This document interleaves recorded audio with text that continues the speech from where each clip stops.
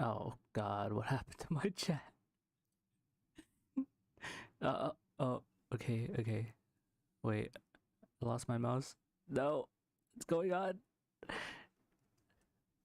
Wait, I actually lost my mouse. What the hell?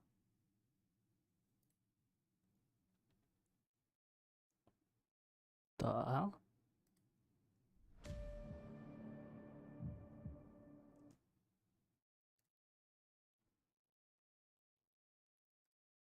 Ah, oh my God, this is scuffed. Hold on. Where? Why? I can't find my mouse. What?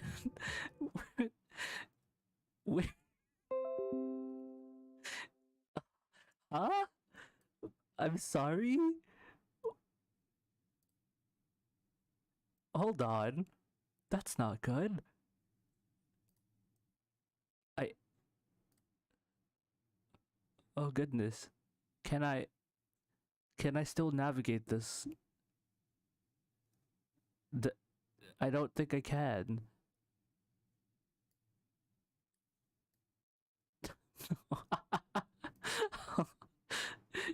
Well, I'm not really sure what to do.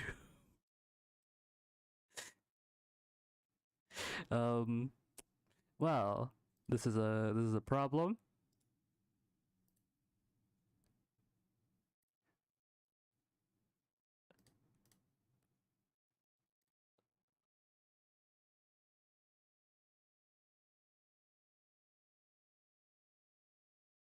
Okay, okay. I see it. I see it now. Now I can do this.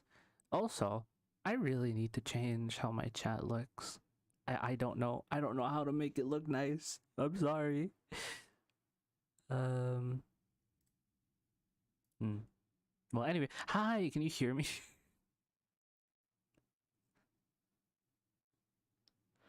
Is the volume all okay and everything?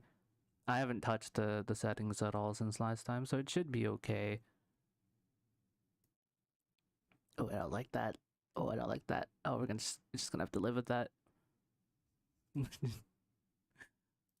So anyway, yes. Volume's fine.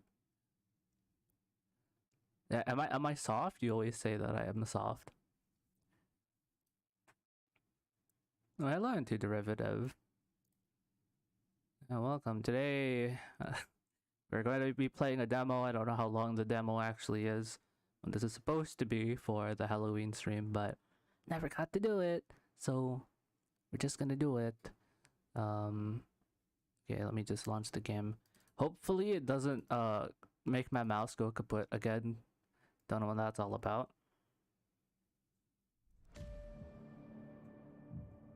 Okay.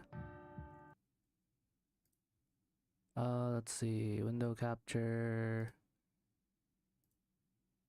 No, not window capture. Game? Media source? Oh shit. There we go. Make me small. I don't think you can hear anything yet.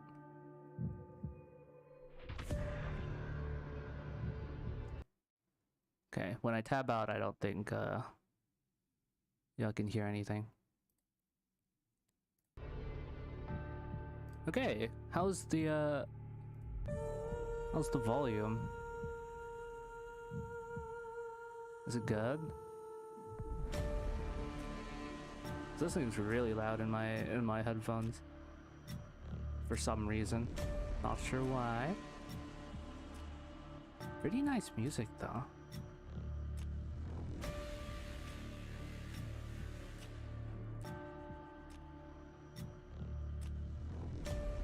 Yo, Dragon Kids, I'm alive. Nice to hear you again. Yeah. Okay, turn it down a bit. Okay. Is this good now? Yeah, it's been so long since I streamed. Yeah, but I did stream on Halloween. Is it fine now? Or is it too soft or what?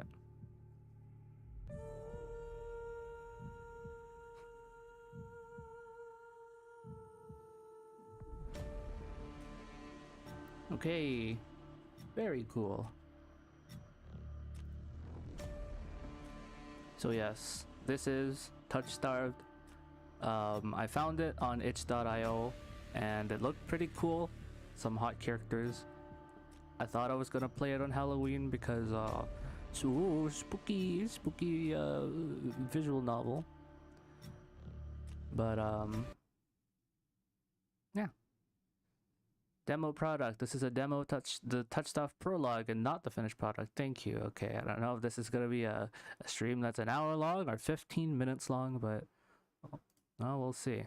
Content warning. Touchstarved is intended for an older audience. It contains mature content that includes, but is not limited to, horror, graphic violence, strong language, alcohol and drug references, injury and dismemberment. Ah, that's fine. If you accept the content warning, please click to proceed. What if I don't? What if we just stay in this menu forever? So, how's your day, guys? Yeah. We're just gonna be staring at this content warning screen. You've been struggling with that headphones here? Oh no, what happened to your headphones?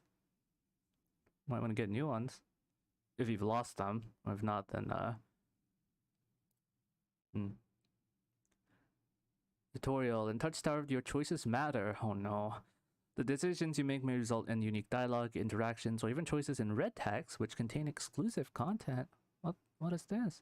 Try playing through the demo more and then more than once. Wow, I can't read.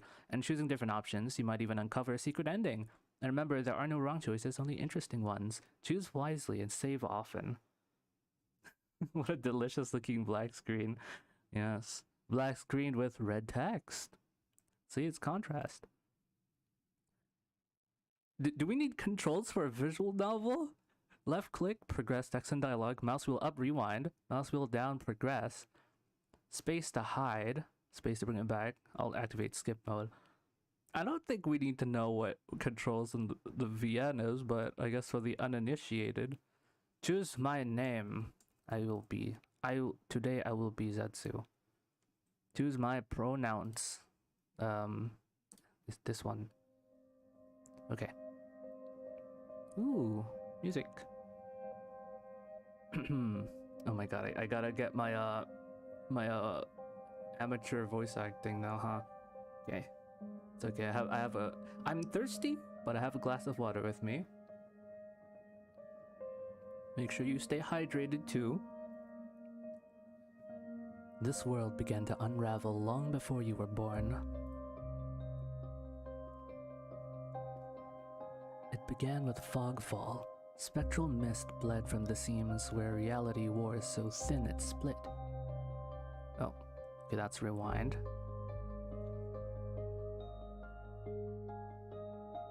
And from that fog emerged monsters, inhuman beings with unnatural powers. Some possessed language and intellect. Others were mindless beasts, driven by little more than the desire to slaughter. As cities fell and unrest spread, humans united in their fear while monsters thrived in the chaos. And then there's you. Me? You're not even sure if you're human. You were born cursed, with hands that alter the minds of anyone you touch. Oh, like, what's her name? Rogue from X-Men? Yo, choose my backstory? I can choose my backstory? Yo, whoa, okay. Select my origin. The unnamed, the hound, the alchemist. Okay, the unnamed, the fallen oracle. You were raised as an oracle in a remote temple. The priests claim your touch bestowed enlightenment, but a visiting mage revealed your curse for what it is. Following the mage's word, you fled in search of the cenobium. You regularly experience unnatural premonitions that rattle your body and soul. An innate sixth sense gives you a heightened awareness of hidden supernatural presences around you. Okay, priest person. Is it possible to fight Wi-Fi? If so, can someone tell me how? Yeah, so you're gonna have to find where the router is, yank it out from like the cable, and then grab any weapon of choice, preferably a long blunt object like a baseball bat, and then just kind of go ham. Choose the most tragic backstory. Yeah, I'm gonna choose the most emo one. Okay, of a priest. Okay, it's not that edgy. The Hound, a forsaken thief. Okay, this one sounds edgy. You were raised by society's outcasts, criminals who accepted you when nobody else would. Your partner in crime, a friend since childhood, helped you steal enough money for a cure, then betrayed you. They left you with only enough coin to travel to Cenobium, your last hope. You have sharply honed social intuition. You can survive and even thrive in the violent underbelly of any city using your experience with the underworld to get ahead. Yeah, this one. I can tell. There's no way the alchemist is gonna out tragic the freaking lone wolf. Oh, sorry, the hound. An abandoned mage. An exiled Cenobium mage took you in as a child, raising you as her apprentice. She seemed to take pity on your curse, but you discovered that she was cultivating you as a test subject. You fled to the Cenobium seeking a cure. You were an experienced spellcaster with encyclopedic knowledge of alchemy, spellcraft, and history. With a little observation, you can identify the subtle effects of magic. Yeah, no, in any game, if there's like a rogue or a thief or like a bandit character, I'm always like the hunter kind of character. Because usually they're like the fast, like stealthy ones. I really like fast and stealthy characters. Society, you had one chance to fix me, but instead, you broke me. Okay, I'm going with the Hound. I am a forsaken thief. Your name is Zetsu. You selected they them pronouns. Your backstory is the Hound. Is this correct? No, my name's actually Bob. Yeah. Oh. Right. I'm using my mouse to like progress. So I keep accidentally rewinding. Okay. Let's get it. Ooh. The wasteland stretches as far as the eye can see. There's nothing out here but death, the ever-present stench of decay, and countless sun-bleached bones cast like seeds across the barren land. I could say death doesn't scare me, but to tell the truth, I'm desperate. It's been 2 weeks since I joined a caravan bound across the wastes. Finding a group that would accept me was a trial in itself.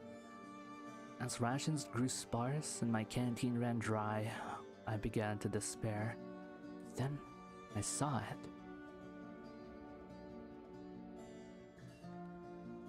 Iridia, the city of knowledge, one of the last bastions of humanity left in the world, and home to the famous academy called the Cenobium. All the world's knowledge gathered in one place. If there's anywhere I'll find a cure for my curse, it's there. And this architecture looks interesting. I can't say it reminds me of anything in particular. It has some of the angles of like I guess Asian like architecture, but like slanted upwards this time. And then I don't know, these like domes on top of the spires remind me of like, I don't know. Yeah, it's very unique. Also, they kind of look like pumpkins, if you think about it. Okay.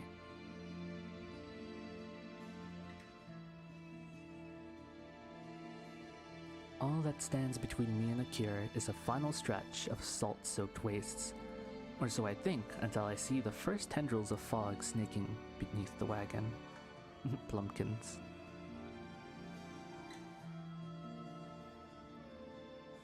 Okay, hold on. Let me, this chat is not looking nice. Oh my. We're gonna... I love my chat.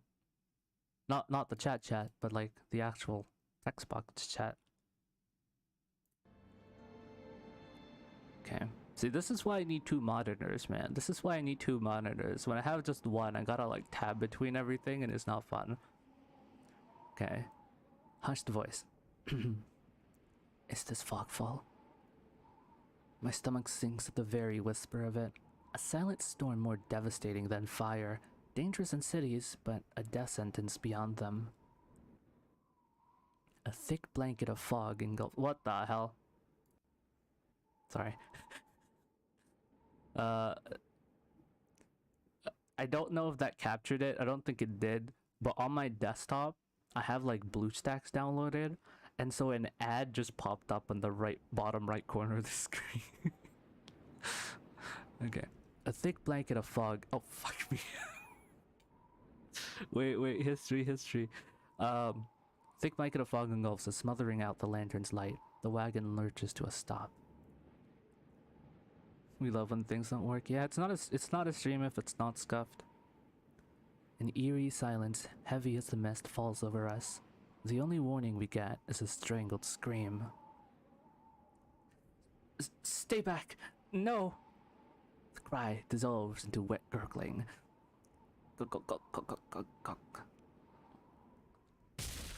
Then the wagon violently pitches to the side. It hit the ground hard, the air punched from my lungs. When I opened my eyes, adrenaline lends sudden, awful clarity to the carnage around me. A trader I once shared bread with lies face down in the mud, their back reduced to long strings of torn muscle, gleaming gristle and exposed bone. Bodies litter the wasteland. I try to rise, but my ankle explodes with pain so blinding, white blooms across my vision. Only when my eyes adjust do I see the dark shape in front of me. What in the eldritch horror? A soulless stoops over the twisted form of a caravaner. I freeze, but it swivels its head. A dozen bulging eyes twitch in my direction and blink as one. Ugh. Actually, this is a sick design, but I hate it when designs like and monsters have like multiple eyes over their body and then they all like blink. I think it trips my trypophobia. Oh my god, you have an eyeball for a crotch. Oh my god, that's crazy. There are hot single women dying to meet you less than 10 miles away. No, it was an ad for a game. Oh man, but I wish there were hot single women dying to meet me less than 10 miles. The soulless lets out an ear-splitting shriek and runs at me. But right before it reaches me, the beast barrels past, vanishing into the mist. Distantly, a horse screams in the dark. I need to move now. Well, here we go. Do I care about the wagon people? I mean, if we're talking about me, I'm running for the city. I take off, running deeper into the haze. Are there bad ends? That would be unfortunate. The fog is so thick that I fear I'm headed in the wrong direction until I see a dim pinprick of light emanating from the shadow of a spire. It's faint, but it's enough. I came too far to die here. Rapid footsteps echo all around me. I turn in circles, frantically searching the opaque mist for the source, but the fogfall twists and stretches sound. Suddenly, the caravan's driver bursts forth from the fog. Our eyes meet too late. He slams into me, knocking me to the ground, and slips in the patch of mud. The soulless falls on him as soon as he slows. It catches the driver by his throat and rakes his stomach with razor-sharp claws. He comes apart like wet paper, spilling intestines and viscera in a steaming tide. Yeah, if that content warning wasn't already a warning enough, this is graphic descriptions. Fighting the urge to heave, I claw frantically through the slippery muck for a handhold. Ah, shit. My hand catches on the jagged edge of a rib jetting up from the water. Bandages unfurl around the gouge, torn deep into my palm. Ah. Called it just about falling, yeah. Happens if it falls on its arm?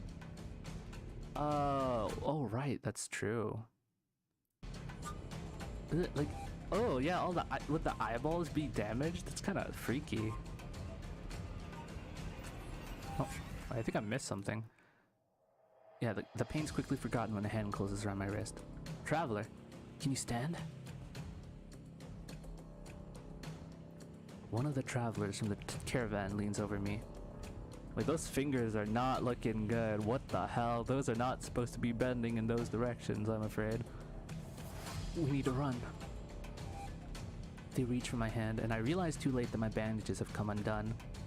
Oh, what is our hand? No, don't touch me. The sensation of their thumb brushing the back of my hand sends a shiver down my spine. Uh-oh. All it takes is one touch, and in the space of a breath, my curse takes hold. Oh, rip. Their lips peel back into a deranged grin.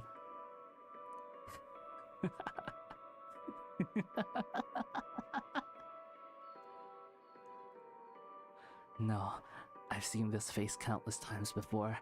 This is my curse, madness of my own making.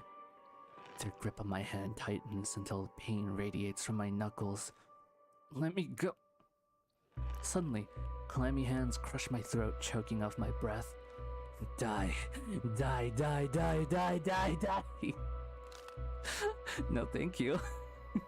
Spit bubbles at the corners of their mouth and flecks my face. The edges of my vision darken as my lungs scream for air. My nails gouge deep into the traveler's wrist, but no matter how much blood I draw, they don't flinch. The more I struggle, the tighter their grip grows. My pulse hammers in my ears, slowing with each thudding beat.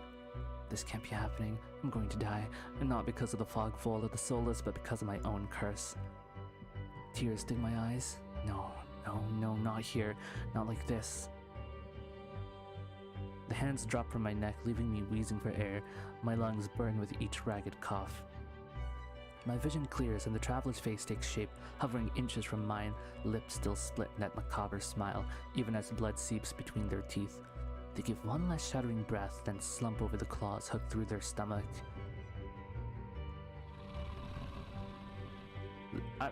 I mean, thanks for saving me, but I also don't want to be near you. The soulless shoves the body aside, and the glowing eyes studying its leathery skin thinnest though grinning. There's a flash of claws. Red spill across my vision. I thought there'd be pain, but as I sink into the murky water, all I can feel is the grit of silt, filling my mouth in the icy embrace of shallow water. Am I dying? Is this a dead end? Distantly, I notice an arm resting among an outcrop of reeds.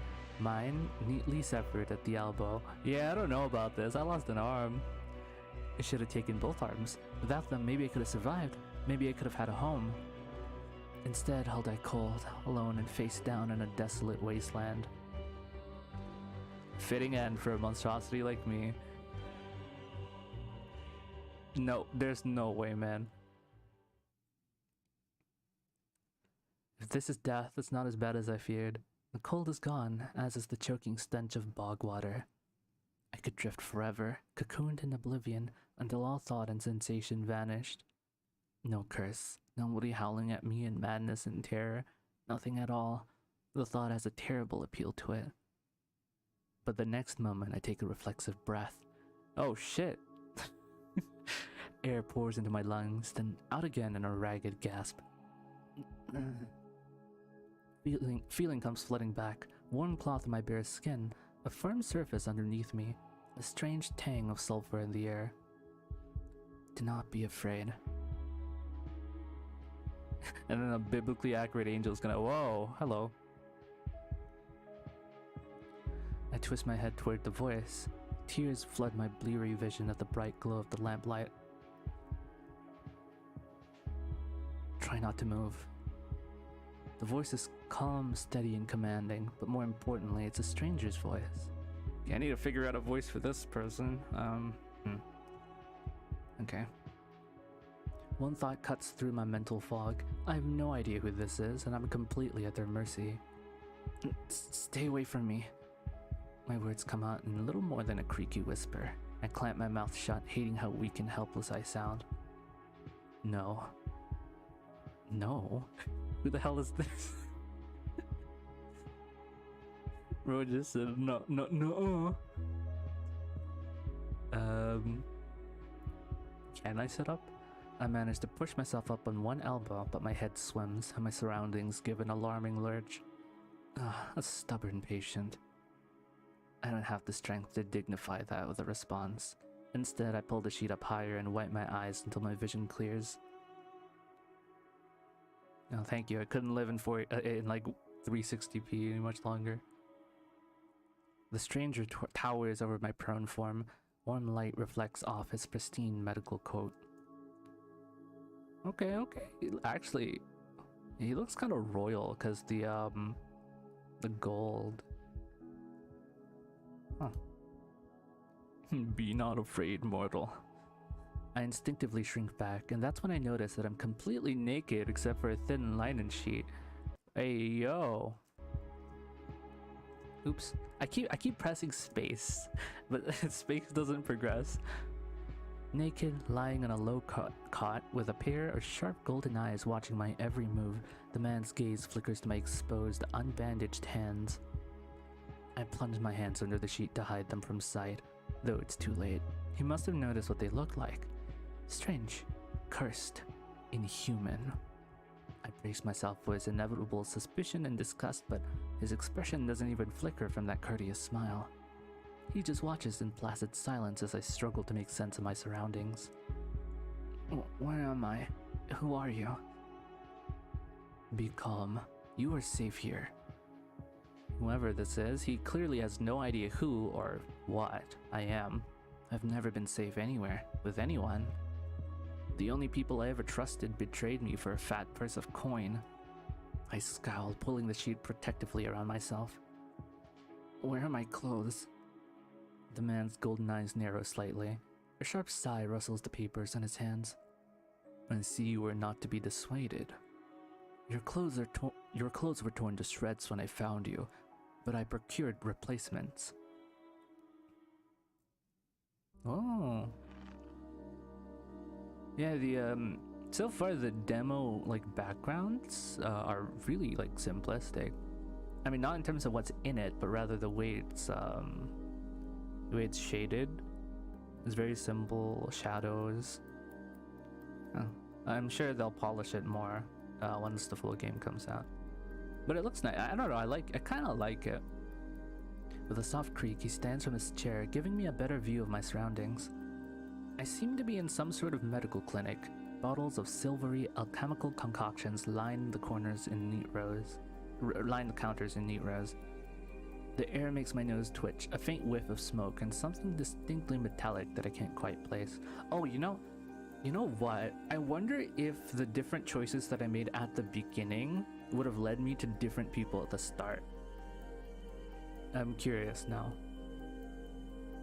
Yo. The doctor produces a large, dense bundle of cloth, which he sets at the foot of my cot. He's easily a head taller than most, and I have to crane my neck to look at him. Yo, you got dripped though, sheesh. Thank you. I should be polite if I can, especially since I don't know who this is, what he can do, or what he wants with me. Thank you. You are welcome. I will leave you to get dressed.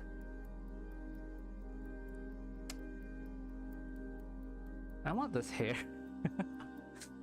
With a curt nod, he leaves through a narrow door. I hear a soft click as the lock turns behind him.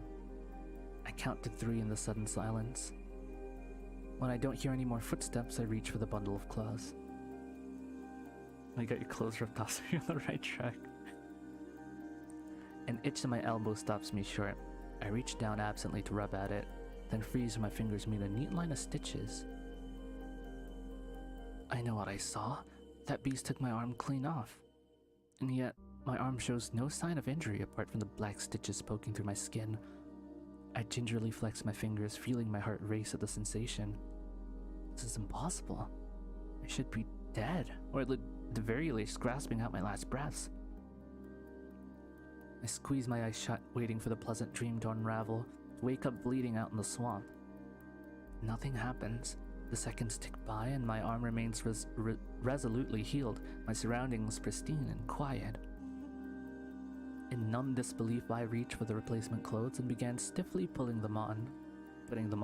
They're thicker and warmer than mine were, with a black woolen cloak to go with them. But there's one thing still missing: my bandages. The golden-eyed man didn't leave me with any, even though I know he saw my hands.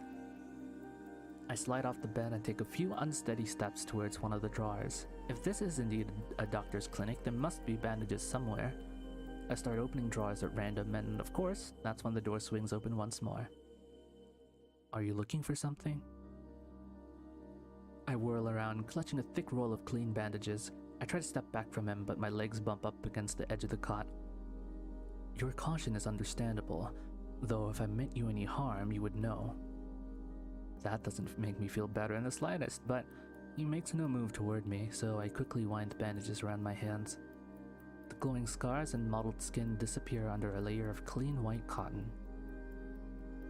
May I ask why you need additional bandages? I clench my jaw.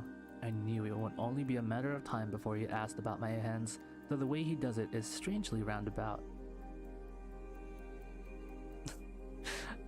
Okay, come on, these options are... Okay, say nothing, glare at him, or decline to answer. I'll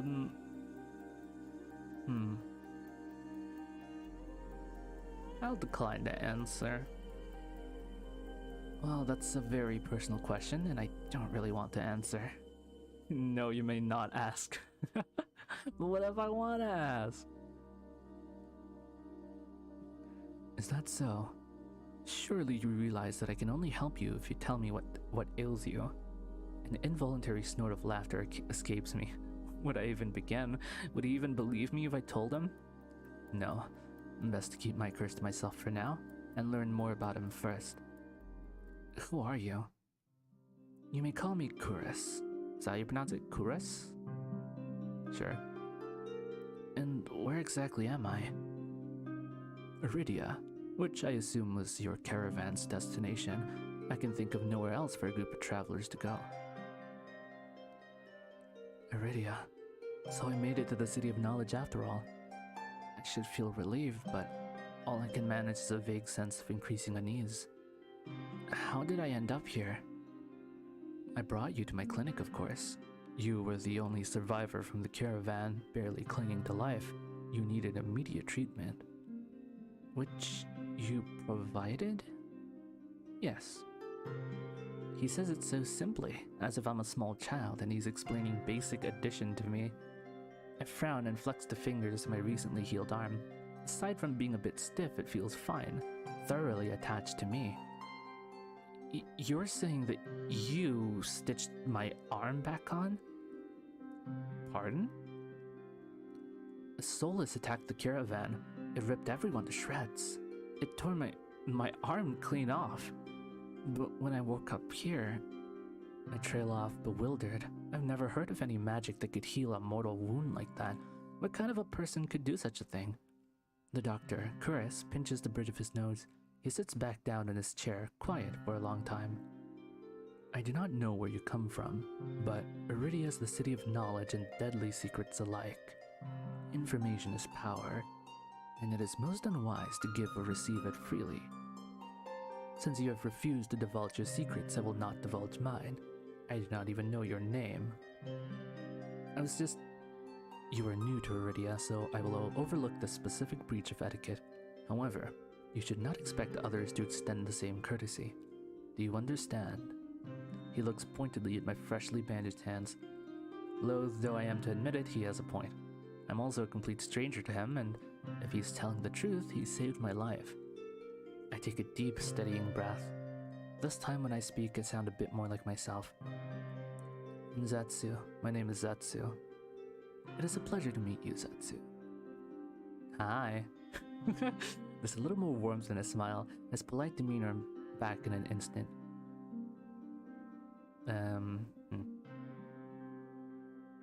Why did you save me? Is kind of weird because he's a doctor, so I was like, yeah, sure, I'm impatient.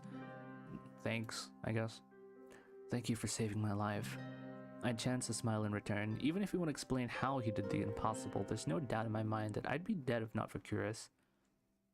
Thinking nothing of it. I'm not sure if he's just being excessively courteous, but his words only raise more urgent questions. But I have to ask, why did you save me? But I get both anyway. The illusion of choice! The illusion of choice! But I have to ask, why did you save me? You don't know me. The question seems to startle Kuris. I could hardly leave you to die in the wastes. Assisting those in need is the very essence of a doctor's duty. Yeah, exactly, Zetsu. What a dumbass. I've never met a doctor who also handed out free clothes. My fingers find the edge of the cloak. There's a subtle but delicately embroidered pattern around the hem. I try not to think about what kind of price Chris might ask for such well-made clothes. No, I suppose not. Forgive my presumption. I rarely come across so fascinating a patient. I blink. What did he just say? I simply meant that few would cling to life so resolutely, or brave such a perilous journey to Iridia. I could not help being curious about you, Zetsu. No, he wants me. Technically I know your name, so I do know you. His voice dips to a soft murmur and he abruptly looks away from me. I don't know what to say to that. Yeah, you're pretty curious yourself. You're mysterious. You're pretty curious yourself. Am I? Well, I haven't forgotten about my arm. I wiggle my intact fingers at him. Clearly not. But you haven't asked me, but you haven't asked me for any payment either. I require none from you. Travelers do not have an abundance of coin, and it would be unethical to leave you destitute in this strange place. You know, see, that's what I'm thinking, right? Like, I heard that US, how should I say? Medication, I guess, or medical aid in the United States are like really bad, to where people would often just like choose to bear the pain rather than go to a hospital or call an ambulance. So I'm thinking, like, what if you got into an accident and then you wake up in the hospital, instead of feeling relief that you're alive, you're like, oh my god, I have to pay shit now. And I was like, that's kind of like fucked up unless you have insurance or something, but I don't know how that works.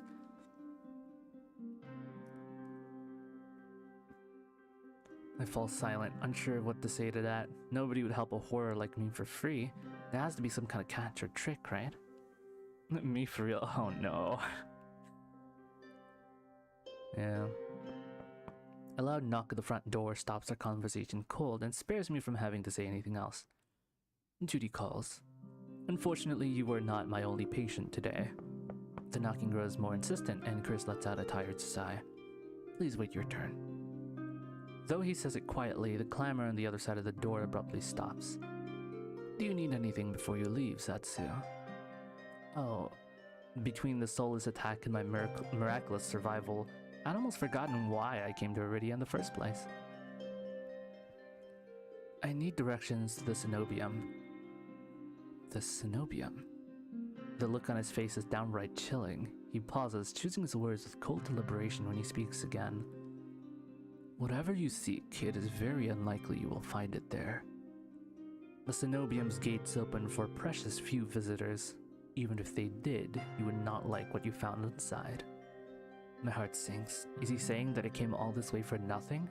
Risked life and limb for nothing? No, that can't be. I've only just arrived, and Iridia is the largest city still standing. There has to be a cure for me here. Then, if not the cenobium, where would you suggest? Do you know anyone else in Iridia? I shake my head. Then I suggest a local guide.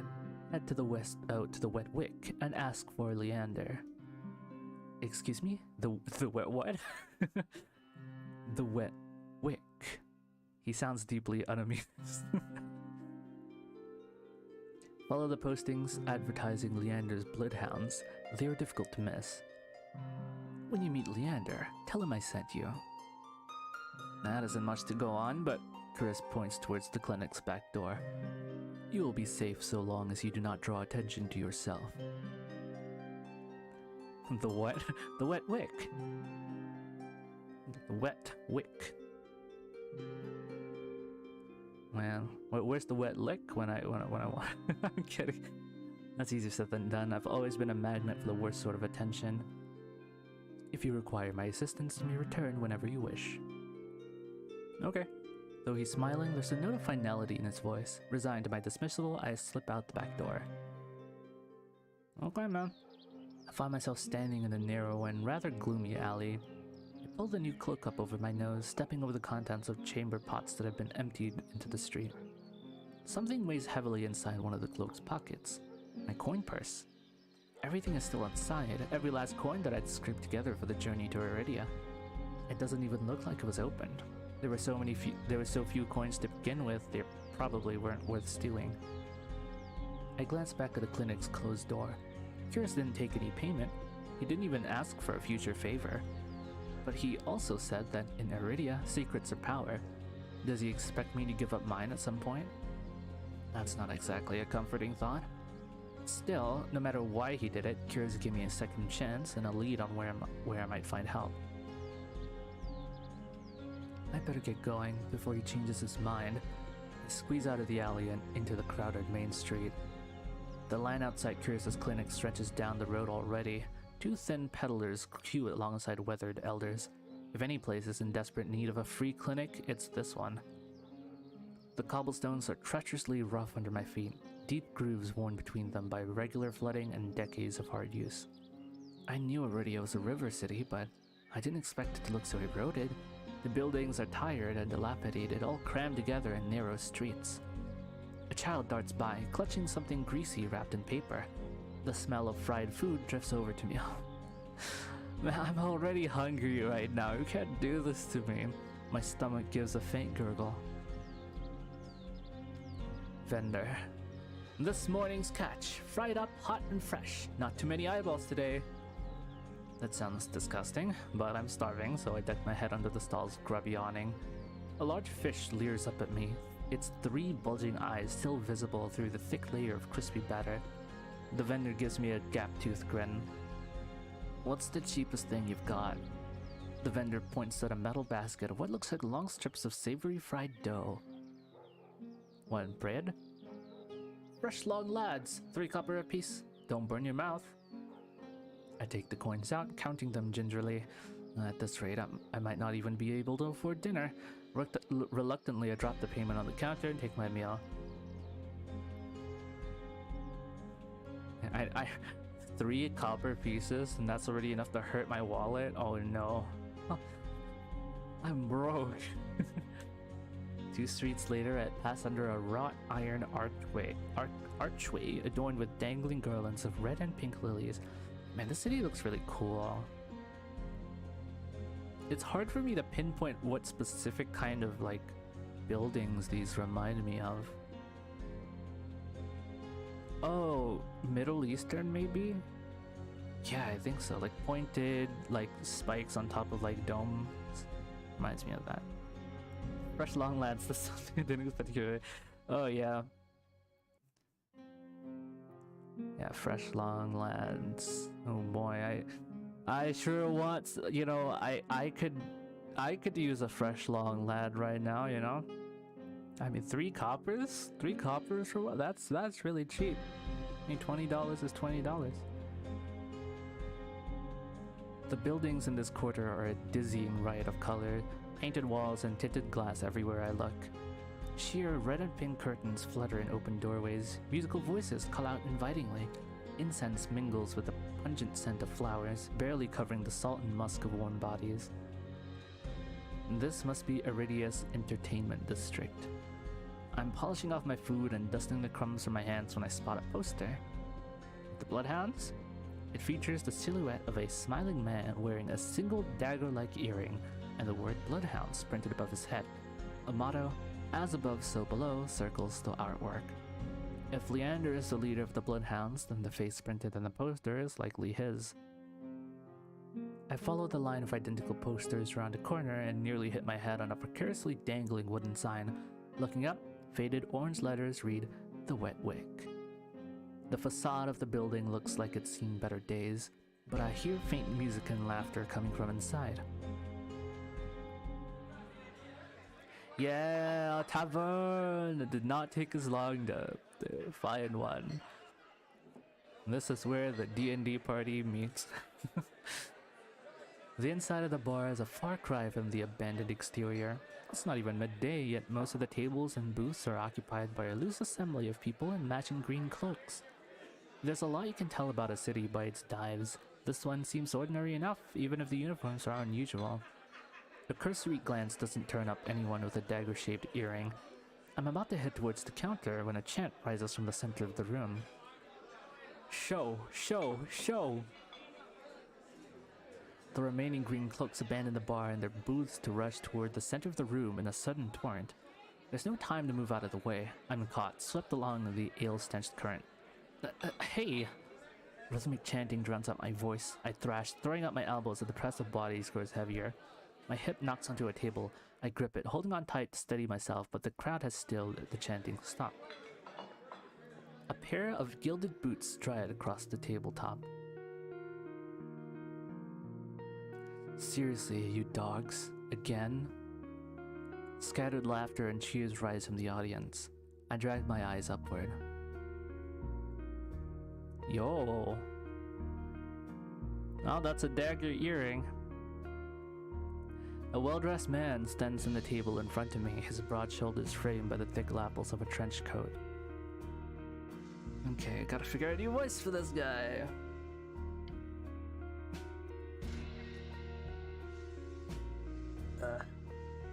My mouth is getting dry. Playboy?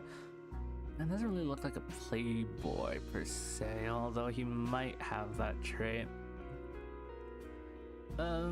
He looks more like a badass kind of. He has like the scar and shit, you know. It's more like a rugged Disney prince. Yes, my name is question mark question mark question mark. Hey, I mean it's an unusual name, but we should respect all names. Okay. This really is the last time, all right? This really is the last time. This really is the last time, all right? This time when he speaks, the audience falls silent, as though bewitched by his magnetic presence of rich, low voice. But nothing is as captivating as his smile. He beams at the crowd around him, a performer on this makeshift stage. Definitely got bullied for his name, yeah. Who named this guy Elon? Elon Musk? Don't blink, or you'll miss it. He laughs, and the dagger-shaped earring dangling from his left ear catches the light. In a flash of gold, it would seem I found Leander. He raises his hand above the audience and snaps. A flash of pale green light. Real magic. No ordinary stage trick blinds me. Shit! You gotta watch out for the flashbang, okay? My god.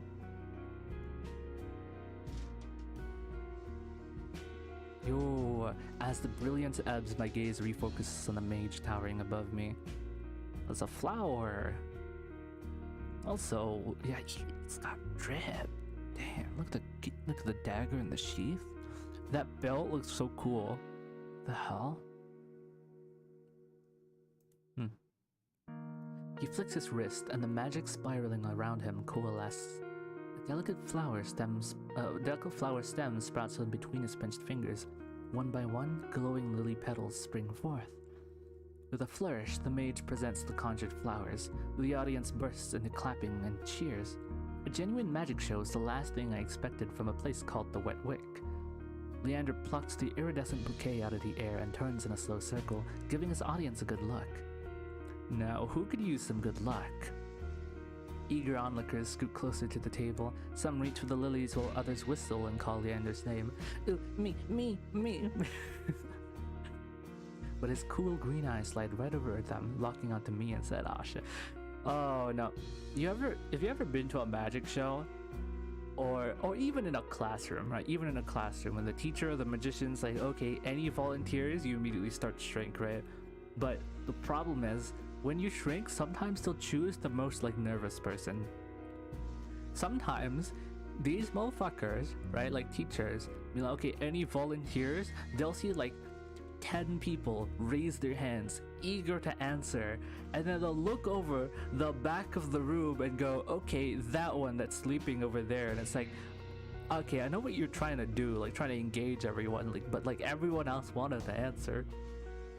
You're ever gonna fight Wi-Fi? Things like, oh, yeah, sure. Yeah, man. Thanks for the advice earlier. Yeah, just make sure Whether it's a wooden bat or a metal bat, anything really works. You can even grab a chair leg if you really want to. Just bash that router in and it should be good.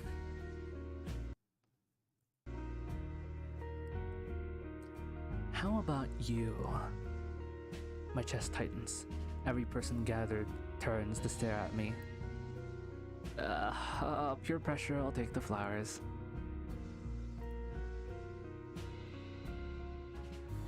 I reach out, all too aware of the way my fingers tremble as I carefully take the flowers from him. There's no weight to them, only a faint warmth that radiates from the stems. As soon as the flowers leave Leander's hand, the light dims. They fade away in a shower of opalescent light. To my surprise, Leander laughs under his breath. That's the problem with flowers. They don't last long, but they leave an impression, right? He grins at me and I find myself smiling back. Oh, he's a charming lad.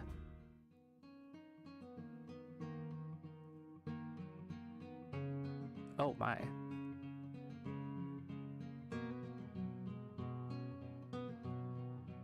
That's a design. Leander steps off the table, dropping among the excited crowd with an audible clink. Alright, bloodhounds, get back to your drinks. Show's over. The green cloaks disperse at his command, returning to their tables and booths. Before I can make my way towards Leander, his eyes find... Oh my god, sir. Sir, what are those eyes doing? Gosh, he's looking at me like that. It'll make me embarrassed. He gives a friendly wave, then beckons me over to the crowded counter. I manage to squeeze beside him, but there's so little room that his broad shoulder presses against mine. I tense, but he doesn't seem to mind at all. Is this your first time in Iridia? He says it lightly, with a genuine air of curiosity. Do I stick out that much? No, but I'm certain I'd remember seeing a face as lovely as yours around Lowtown. Ah! God, he's a smooth talker too. Of course he's a smooth talker. Fuck. I can't do this. This is the second guy. This is the second guy. I don't want to start like simping already. My eyes flicker to the polished countertop. I'm not used to flattery, and being this close makes eye contact difficult. Oh yeah. Yeah, I don't really, like, there's a certain distance that I talk to people with, and it's like a pretty big distance. Like, I'm really not comfortable with being like a little too close to people when I'm talking to them face to face, because I don't know, the eye contact is like really weird. I don't know. Why wouldn't he be a smooth talker? I don't know. I didn't think about that. Of course he'd be a smooth talker. He's like the leader of the Bloodhounds. He's in a tavern. He looks like this. It's like, oh, all the flags just kind of like whooshed over my head, I guess. As if on cue, the bartender approaches us. What can I get you? Oh, that's a weird voice of the bartender. Okay, he smokes, I guess. Surprise me, and add anything my friend wants to my tab. I wasn't expecting the generosity, but I have to admit I do feel a little thirsty after all that fried dough.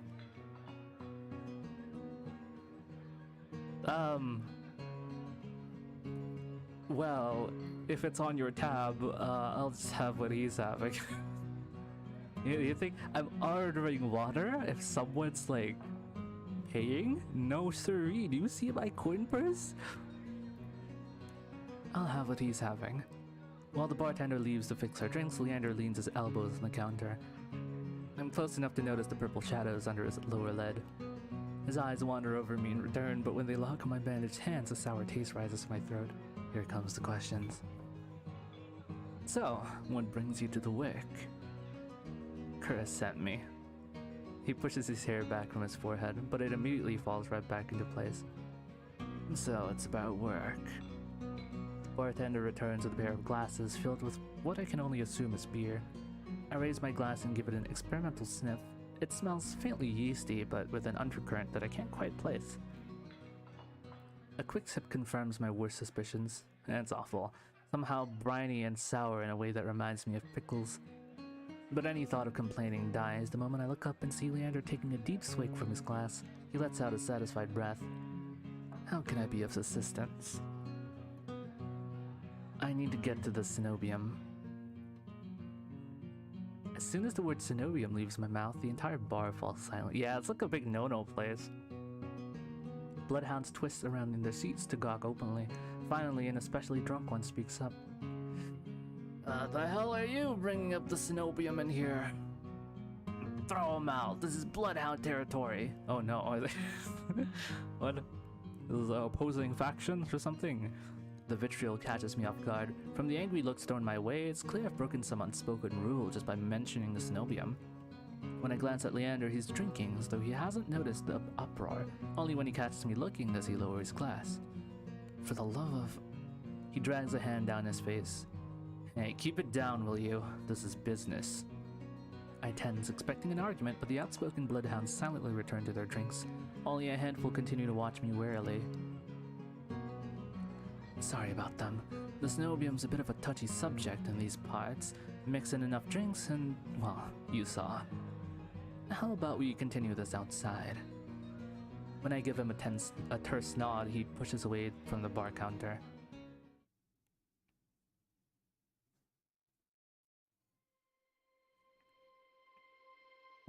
I follow Leander to an alleyway, tucked behind the wet wick, where layers of frayed bloodhound posters have been plastered to the walls.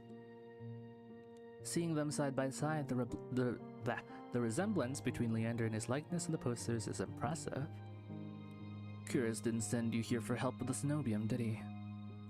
From the look he gives me, he already knows the answer. I glance away. No, he didn't. He suggested I find an alternative. Yet here you are, asking about them anyway. What do you need the Cenobium for? I don't want to tell him about my curse. The less people know about my capabilities, the better. Thankfully, Leander takes my reluctant silence as an answer. Well, I see you're already aware of the city's currency. Information's worth its weight in gold here. Curious told you the truth. The Cenobium's dangerous. Get on their bad side and they'll imprison you if you're lucky, or torture you if you're not. Ah, big no-no zone. But the Cenobium's supposed to be a place of learning, a sanctuary. The Cenobium has always been heralded as the last bastion of human knowledge, a shining beacon of hope in a world steeped in nightmares. If any place held answers, it would be the Cenobium. That's why I came here. That's what they want you to think, but things that seem too good to be true are often just that. Such a simple statement, and yet it leaves me reeling. If it's true, if I staked everything on a lie, then what now? Well, I mean, I wouldn't be that, disappointed, because it's clear that, well, the city itself uses information as currency, right? So, if the Cenobium don't have the answers, then maybe someone else in the city might. You don't have to go there, though. But I mean, Curious talked about an alternative, so clearly there are other ways. Leander clears his throat. But as I always say, there's solutions to every problem, and alternatives to every solution. He claps his hand and turns towards me with a brilliant smile. That's why Curious pointed you to the Bloodhounds. Let us help you. Whether it's hunting Solus, finding people, or recovering stolen valuables, we can do it all. And free of charge. I'm shaking my head before he's even finished his practice speech. My patience is wearing dangerously thin. Listen, I appreciate the offer, but my problem can't be solved by a group of good Samaritans. To my chagrin, Leander nods slowly. Then your problem must be fairly serious. And if the Cenobium's your first choice, you're searching for a magical solution, aren't you? When my eyes widen, he nods along as though he suspected all along. I'd be happy to help you out. That is, if you'll tell me what ails you. Oh no. Will we tell him or not? Leander might not work for the Cenobium, but he is a mage, and a powerful one at that, if his demonstration earlier is any indication. I'm silent, plagued by indecision. I don't know if I can trust him, but it's not like I have any alternatives. I hate to admit it, but this could be my only path forward. My confession comes out in a pained whisper. I'm cursed. Cursed? Oh, now I'm very curious. What kind of curse? Something ancestral or more recent? He looks at me up and down, taking in my face, my eyes, and finally my hands. It's your hands, isn't it? I wait until I'm certain my voice will remain steady before answering. My touch is dangerous. It changes people, hurts them. Before I've even finished, Leander begins taking his glove off. He tugs his left hand free and flexes his fingers. Let's see it. He offers me his hand, and a prismatic flash of magic ripples across his palm, but I'm already shrinking backwards. I can't. I don't care how confident Leander is, I can't bring myself to hurt him. See his kind face twist into a mask of madness. Believe me, this isn't an ordinary curse. I'll be fine. Perhaps where you came from, your affliction was strange and one of a kind. But spend a year in the city, you'll see 1,000 curses and thrice as many cures. Do you really think Curious would send you here if I couldn't handle it? What should I know? I only met him today. I'm as good as any mage in the Cenobium. Better even. If they can help, so can I. You don't know what you're asking me. I'm asking you to trust me. I cannot speak today. I look from Leander's outstretched hand to his confident smile. Then, with a short breath, I began unwinding the bandages from my hand. Fine. But if you lose control, don't say I didn't warn you. You can tie me up first if it makes you feel better. Whoa, hold on now. Let's not get too forward. Wait, was he blushing? Was he blushing? Hello? With each joint I expose, I grew more and more certain that this is a terrible idea. Ready when you are. If he's bothered by the way my hand looks, he doesn't show it. My fingers hover shakily over his palm. 3, 2, 1. I'm given a choice. See, I don't like this. Will this actually affect him? Well, I mean, he wanted to, so I mean, okay. I tap his palm once, as quickly as possible. It's barely more than a brush, but that's all it ever takes. When I look at his face, expecting to see the worst, Leander only grins. See? It can't be. This time, when I reach out to touch Leander's palm again, he catches my wrist before I can pull away. I told you, there's really nothing to worry about. Why is he blushing? Whoa, hold on. He trails off my thumb brushes the soft skin of his inner wrist. I search Leander's face for traces of madness, but his eyes remain a clear, soft green. Color rises in his cheeks, but it remains still except for the subtle bobbing of his throat. What's going on? Neither of us speak as I trace the contours of Leander's palm, lost in an awareness I wasn't prepared for. Yo, I probably have like my world rocked right now. Like, I'm never able to touch anyone. This time I'm just like, okay, we're good now. Also,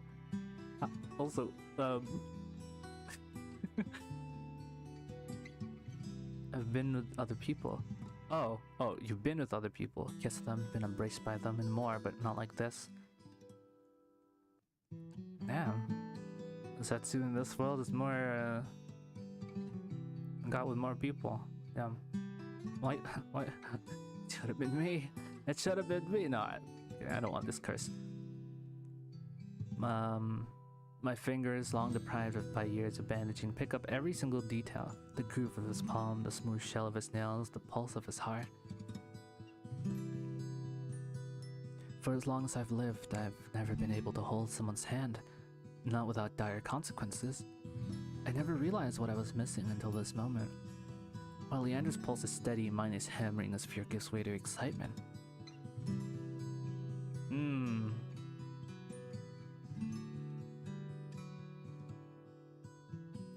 I'll let him go. I don't want to risk anything. I draw my hand back and take a steadying breath. My head feels as though it's stuffed with cotton. Habit alone guides me through the motions of rewrapping my hand, although my fingers tremble too much for the bandages to lie flat. I can't believe that worked. May I ask your name? I'm Zetsu. You were right to hide this from me, Zetsu. That curse of yours, it's unlike anything I've ever dealt with. I can tell you're discreet, but you'd best not go showing that off to anyone else. I didn't plan on it. Are you staying in Lowtown?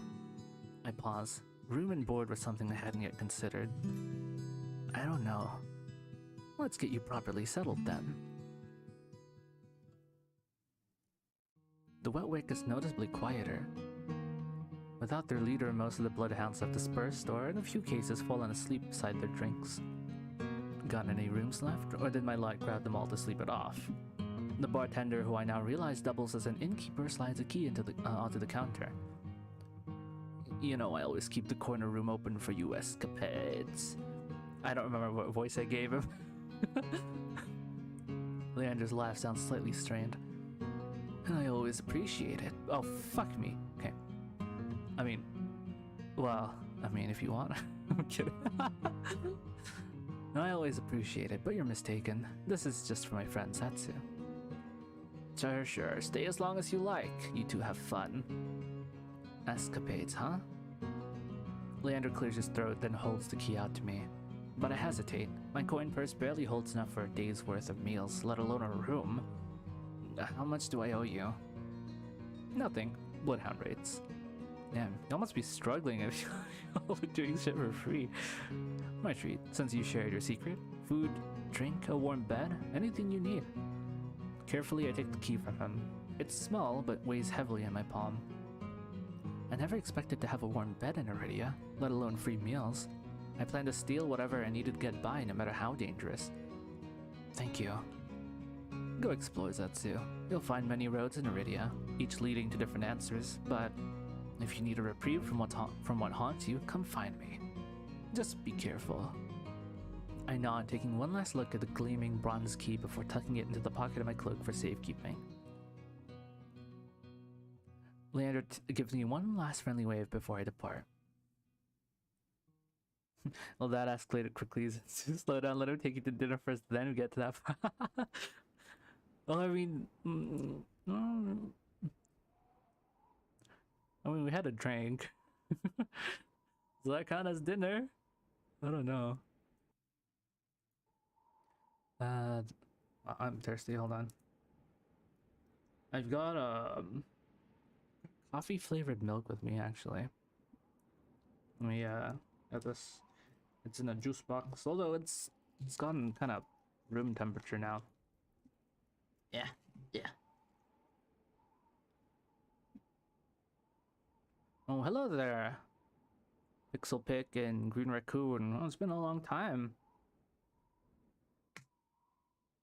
Let me just drink this. Oh wow, that really is coffee flavored. Okay. Yeah, we're just I wonder if there's like, I don't remember how many like characters there are from the cover, not cover, like the art. Like 5, I think. So we might meet all 5 in the prologue and then the demo ends. So we've met 2. The air clings sodden and heavy. Without the morning crowd, the sunless streets look barren and bleak. Even the peddlers are long gone. Only a pair of crows remain quibbling over stale crusts in the gutter. I feel a ridiculous pang of envy. At least they've got a reason to fight. I've never felt so lost. Curious and Leander both made it clear that the Cenobium can't be trusted. But I came so far, and did so much. I need to see the Cenobium for myself, if only to satisfy my curiosity. I should have asked someone at the bar for directions before leaving. Uh-oh. I'm about to turn back when a shadow passes over me. A cloud, I think, until a puff of hot breath tickles the back of my neck. Uh-oh. The shadow runs down the street in rivulets. Formless dark spreads like ink into blotted shapes. Claws stretch. A muzzle splits open to reveal long, jagged teeth. A growl rumbles so low and deep I feel it. I wanted to run, to scream, but I feel trapped, as though the slightest movement or a single breath will snap the jaws around me shut. No, I won't let it end like this. If I'm going to die, I want to see what got me first. I steel myself, then turn. Yo, this kind of metal. To being like, if I'm going to die, I want to see what the fuck got me. Oh. The shadow vanishes as quickly as it came. I'm left standing in the middle of the street alone except for a figure reclining in the shade of a nearby stoop. Well, that's not ominous at all. Haha, I'll be able to sleep tonight. For real. Oh, man.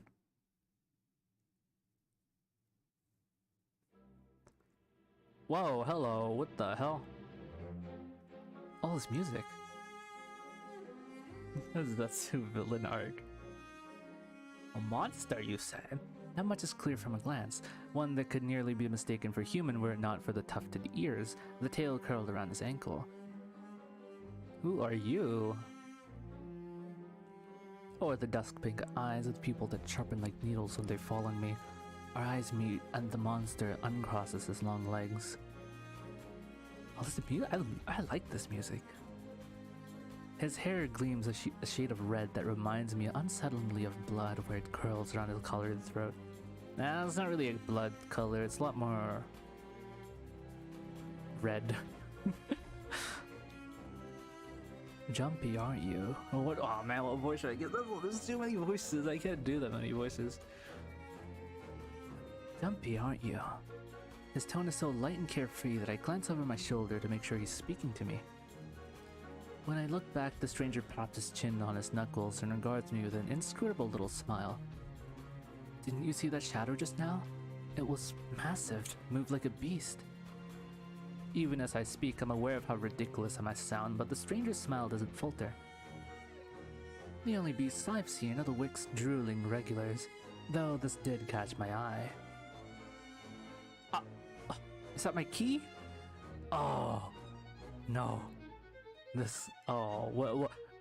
Is he just teasing me, or does he actually want something from me? Oh no. Whoa. Hold on. Do you see that die right there? Okay. You know, Sly Fox? No, more than sly.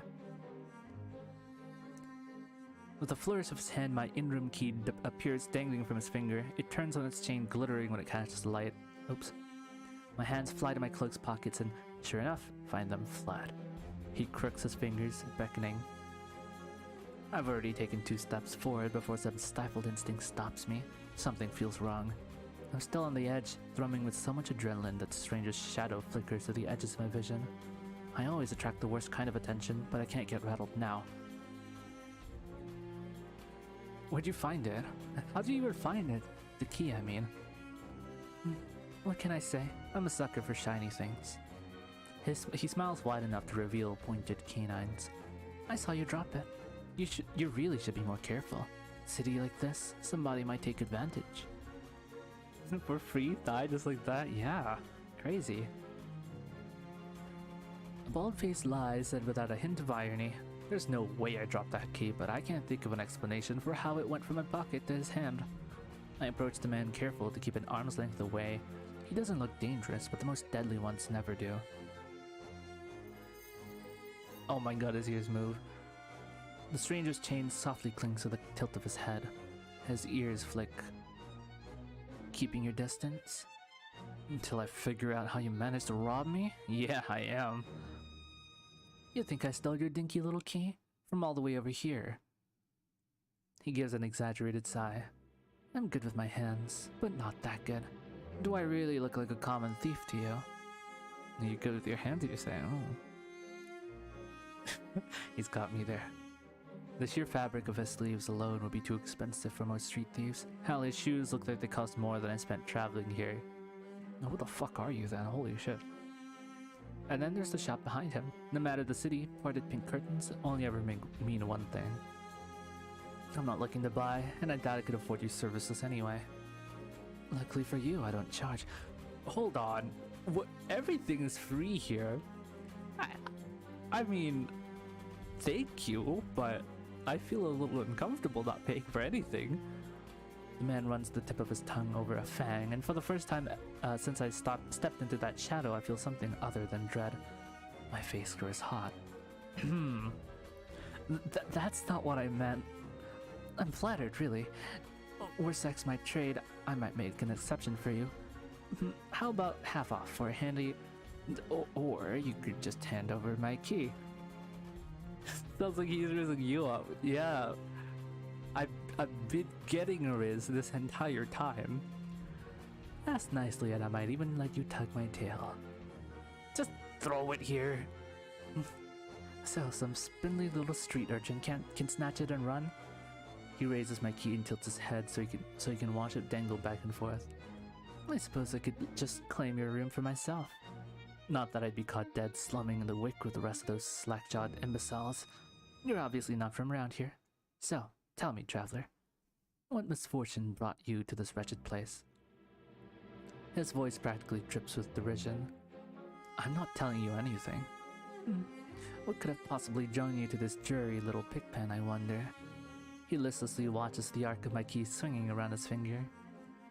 The weather's shit. The food's dreck, and there's entirely too many monsters for a human to feel safe. Unless... Dagger-sharp eyes flick toward me. They gleam with amusement. Unless you're just dying to consort with monsters. By now, my embarrassment has worn away, leaving simmering impatient in its place. If this is a shakedown, it's the most frustrating one I've ever experienced. Man, number 3 and this has been raised up over 15 times already. There's no way you counted. You know what? I'll flirt back. You know what? I won't let myself be rizzed up by someone. I'm gonna out-rizz him. How'd you know that I spent all my money, starved, and nearly died in a swamp just so I could crawl into bed with the first thirsty monster I saw? That earns me a burst of breathy laughter. He gazes at me under his dark lashes. Aren't you funny? Could you be any more obvious? I've been told subtlety is not my strength. So, your place or mine? I'd invite you if I had my key. If only I had my key, then I might be able to invite you up. His languid gaze glides from me to the key in his hand and back. Come, take my hand and we'll go together.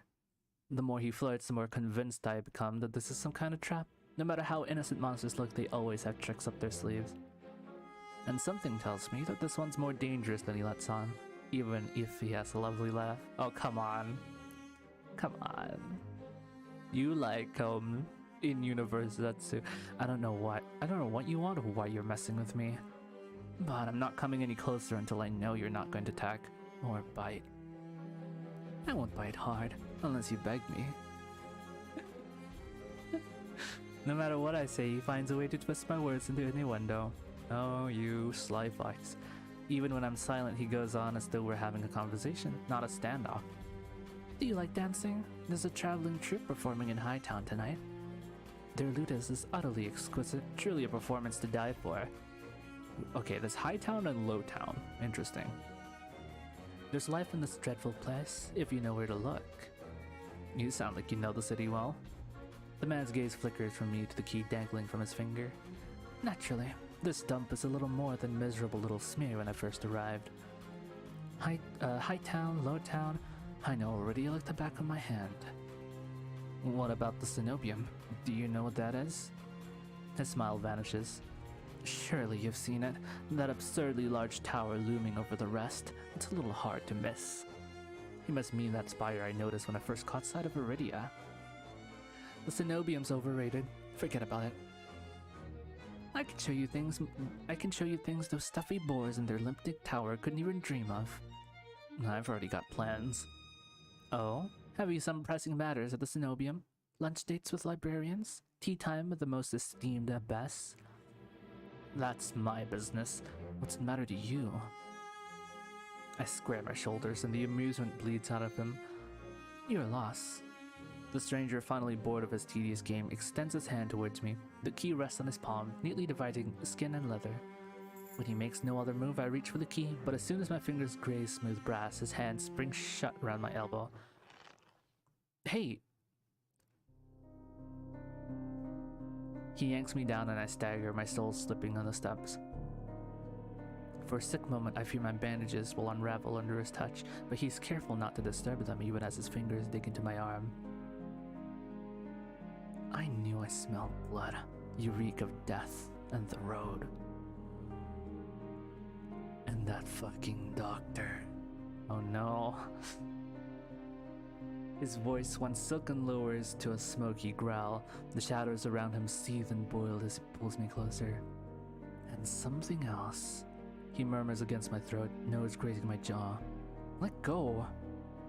I try to twist away, but he doesn't budge. His breath trails down my neck, sending a thrill of dread through me.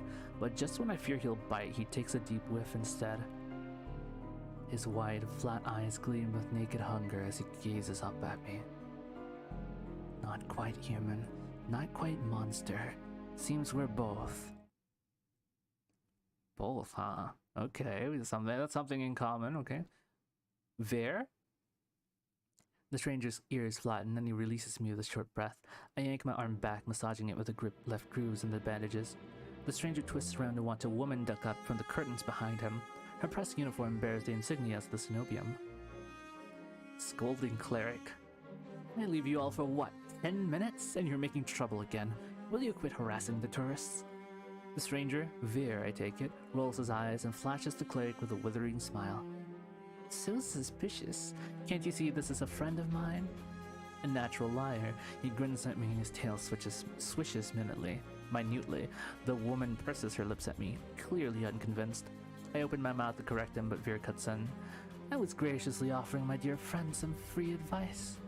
Though his voice remains light and cheerful, his expression darkens. Danger's drawn to you like a moth to flame. It will always find you given time. The woman clucks her tongue as though she's heard this recital 102 times. Word of advice, don't take free advice from the lazy foxes lounging in the streets. This crook would sell water to a drowning man for the sheer enjoyment of it. She shrugs off a wilting look from Veer. Oh, please, any friend of yours knows it's true. Now hold still.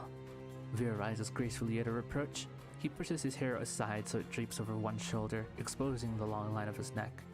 And suddenly it dawns on me that the jingling I heard earlier wasn't coming from the harness attached to his collar, but a leash. A heavy iron chain wound around a hitching post and padlocked to the back of his collar.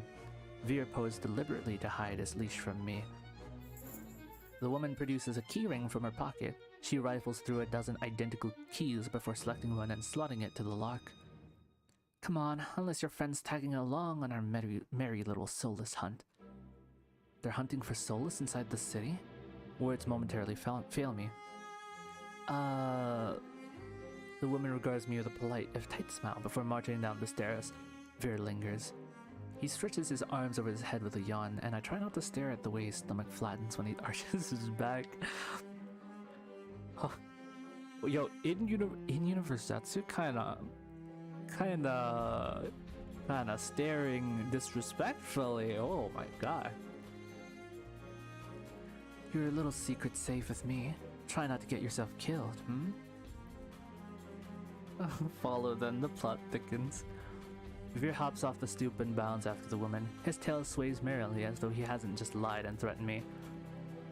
Did you try that thing I mentioned? The Loventian knot? Is that the one where you take 3 fingers and... Actually, don't tell me. Knowing you, it's disgusting. Oh, Veer's airy laughter echoes down the street. It's only after he and the cleric had vanished from sight that I realize I'm still missing something. Wait! Reflexively, I shove my hands into my pockets and find it. The room key. I ease the key from my pocket and smooth my thumb over its teeth as I try to recall a touch, a tell, or any hint of Veer's sleight of hand. But I can't figure out how he did it. It must have been some kind of magic. All I know for certain is that the Cenobium saw fit to leash him, a fate I could share if that's what his vague warning meant. I let my eyes drift skyward past the lanterns gently swaying in the breeze to the Cenobium faintly visible through the haze. Just one glimpse is all I need, then I can put this all behind me. This time the key goes into my coin purse for safekeeping. Okay, but what if you lose your coin purse though? Then you lose both things. It's easy enough to follow the sluggish river that splits Iridia in two. A colossal bridge arches over the dark water below. God, I'm getting so thirsty.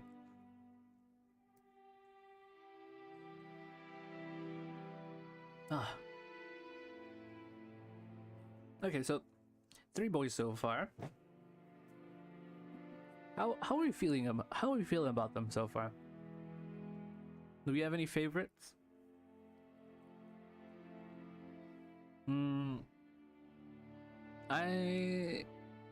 I don't know. So far, it's either between Leander or Veer. The plot isn't the only thing that's thick. The walls of the buildings are pretty thick too, not gonna lie, yeah. And also Leander's chest. Oh, what? Oh. Right, no, yeah, the buildings. Yeah, it's pretty thick. I cross as quickly as I can, climbing over uphill toward the distant tower. Ooh, this looks nice. Hours later, legs aching, sweat beading on my forehead, I finally find what I was searching for. Those thighs too. Right? The cenobium of the luminous void. It stands at the highest point of Iridia, surrounded by cold white walls. Well-dressed people stroll down the walkways, paying no attention to the massive tower in the midst. I'm the only one standing before the gates. I crane my neck up and up until the top of the cenobium tower disappears into the clouds overhead. I frown up the gates, wondering what horrible traps they might contain. Despite their delicate beauty, there must be more to them than meets the eye. Knocking seems like a terrible idea, but I don't see any other way of making my presence known. I'm halfway up the steps when something moves in my peripheral vision. A shadowy figure crouches beneath one of the white walls. They reach out and tug on a vine as if testing its strength.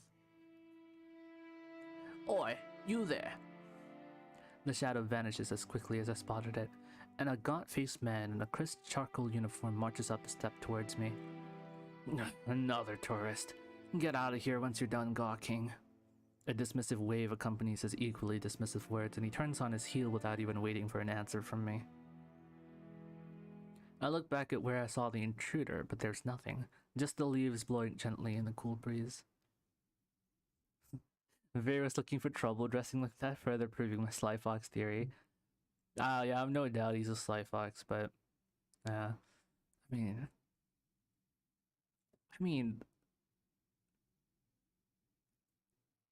Yeah, I have nothing else to say. Vera's Vera, you know?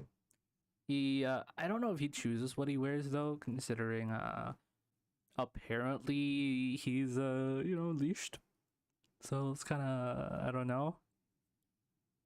But considering his personality, I wouldn't be surprised if he deliberately added some charm to his, daily outfit.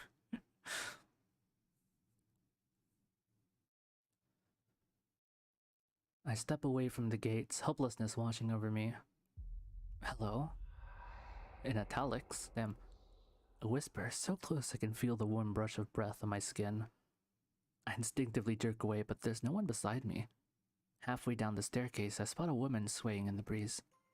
She's gaunt as a rail, her blouse moth-eaten. I'm unable to take my eyes off her, not because of the way she smiles a little too widely, or the way her tousled braids look unbrushed for days, but because her eyes shine a vibrant, unnatural crimson. I'm both entranced and unsettled by their subtle glow. Red-eyed woman? These days, you need a miracle to get in there. Which guy appeals to me?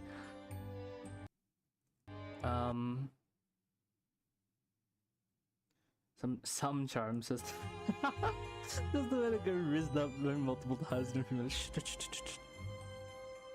This guy appeals to me. I'd say Vera and Leander, but I'm leaning towards Leander mostly because I feel like if I'm ever with Vera again, he's probably like gonna kill me if I say something wrong. I don't know much about I don't know much enough about these people to really make a solid decision. And I won't ever until the game comes out for real, but I am leaning towards Leander, I will say. He's not exactly my type, but he's charming enough to make me like him a lot. Yeah, those are the kinds of characters I really like, just like confident, charming people. I don't know why. Let's see, what'd she say? These days you need a miracle to get in there. Response sarcastically, of course. Seems like I'm in the market for a miracle. Know anyone selling? She beams at me like I've said the greatest thing she's ever heard. Lucky for you, I have them for free. Oh, it's a little sus. Whatever she's selling, I'm not interested. My words come out in a tired breath. No thanks. I start down the stairs, but she abruptly steps into my path. She turns her back to me, and before I can react, she slips her fingers under the lacing of her collar, stripping out of her blouse in broad daylight. What do you do? As worn fabric unveils bare skin, my panic is smothered by cold horror. A misshapen, sunken scar carves into the woman's body. Pitted, gnarled skin snakes down her shoulders, blooming from a gaping hole in the back of her neck. A shuddering breath escapes me. The fuck? Whatever disease this woman had ate away at her from the inside out. How is she able to move or breathe? It's impossible. She shouldn't be alive, and yet... The power to cure anything can be yours too. The power of the sea spring. Sea spring? Oh, looks like we found our alternative, although this looks a little bit like monkey's paw. The woman slides back into her blouse and deftly laces it up. If I've caught your interest, then follow me. That's only a short walk away. Without another glance, she leisurely strolls down the snow-rimmed stairs, loose braids bobbing behind her. The edge of her scar peeks out from under her collar. I stand there wordless until I manage to regain my bearings. It's a twisted miracle, but a miracle nonetheless. This could be the stupidest decision in my life, but what choice do I have? I take a final look at the Cenobium's shut gates, then follow her down the steps. We descend from the higher streets, leaving behind their gilded decadence as we cross the river. The wet, derelict districts feel more familiar to me, but the crimson-eyed woman takes me farther and farther still, until I'm met with an all-too-familiar sight. I'm back out here, I guess. My gut lurches when I face the open horizon. Yeah, it's a bit of a PTSD moment. The city's outskirts are hardly recognizable in daylight, and probably safer for it, but venturing beyond Iridia's walls is a gamble I wasn't prepared to take so soon. Keep going straight, and the sea spring will reveal itself to you. I bark out a bitter laugh, loud and involuntary. This is a setup I'd rather not. I don't know. I mean, obviously, you could say, oh, man, obviously this is a trap, but like, for what though? I feel like this is an actual thing, but it's probably got a lot more caveats than I want to take on. Are you kidding? It's not safe out there. You're as safe inside the city as outside of it. Truthfully, the territory before you is the safest of all. What do you mean, territory? This region belongs to Ice. Most people know him as a gang leader, but he is much more than that. I squint against the empty wastelands. Only a fool or someone with nothing to lose would leave the city. Apparently I'm both. But if this sea spring cured her, I need to see what it can do for me. But the plot and possibilities. I set off into the wastes. Over my shoulder, the woman calls after me. Good luck, Setsu. I hope we meet again. I didn't tell you my name. I didn't tell you my name. Who are you? Hello? My heart pounds with each step I take from civilization. For what seems like an eternity, I force each foot forward, one step then another, until a realization hits me.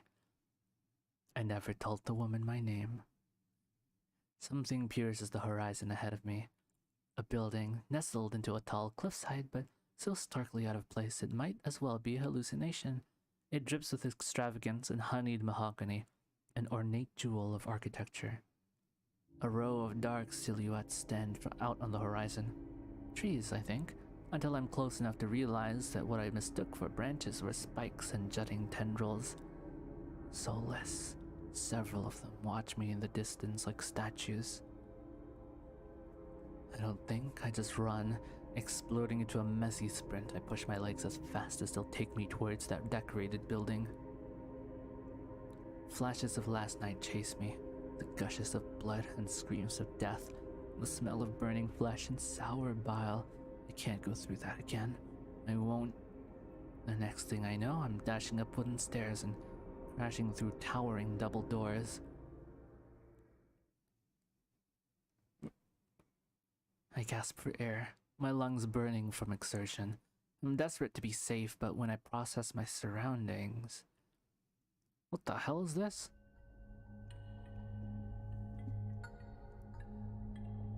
It's more hellscape than sanctuary. This is a cult, I'm afraid.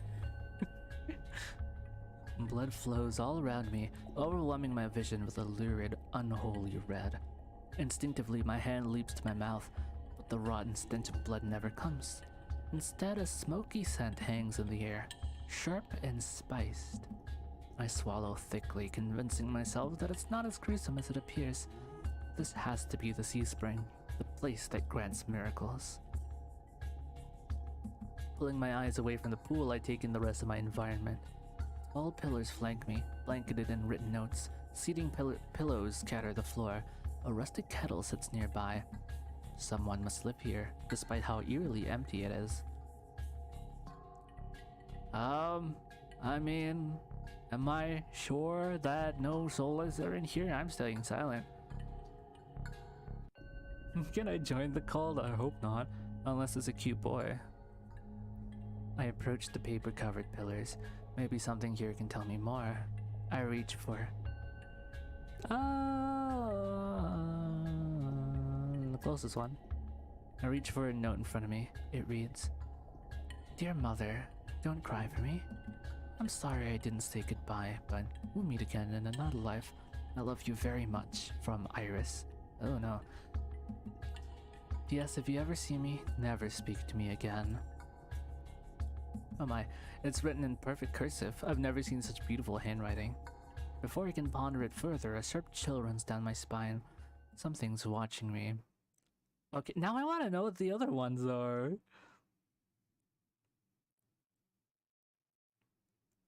Hello? Hello, hello. I quickly set the note back, my eyes darting around a wooden deck, but it's still empty. Vacant. Finally, I look towards the sea spring. That stillness hides something deeper. Something wrong. Hey.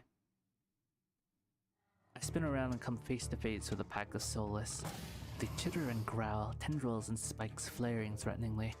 All different sizes and species, but sharing one identical trait, glowing crimson eyes. Just like the woman. I try to back away, but my heel teeters over the sea spring. I'm cornered. Watch your step, it's deeper than it looks. That voice again. At the sound of it, the soulless freeze, their snarls quieting. Oh boy, here we go. I search for the voice's source and find it above me, lounging in the rafters.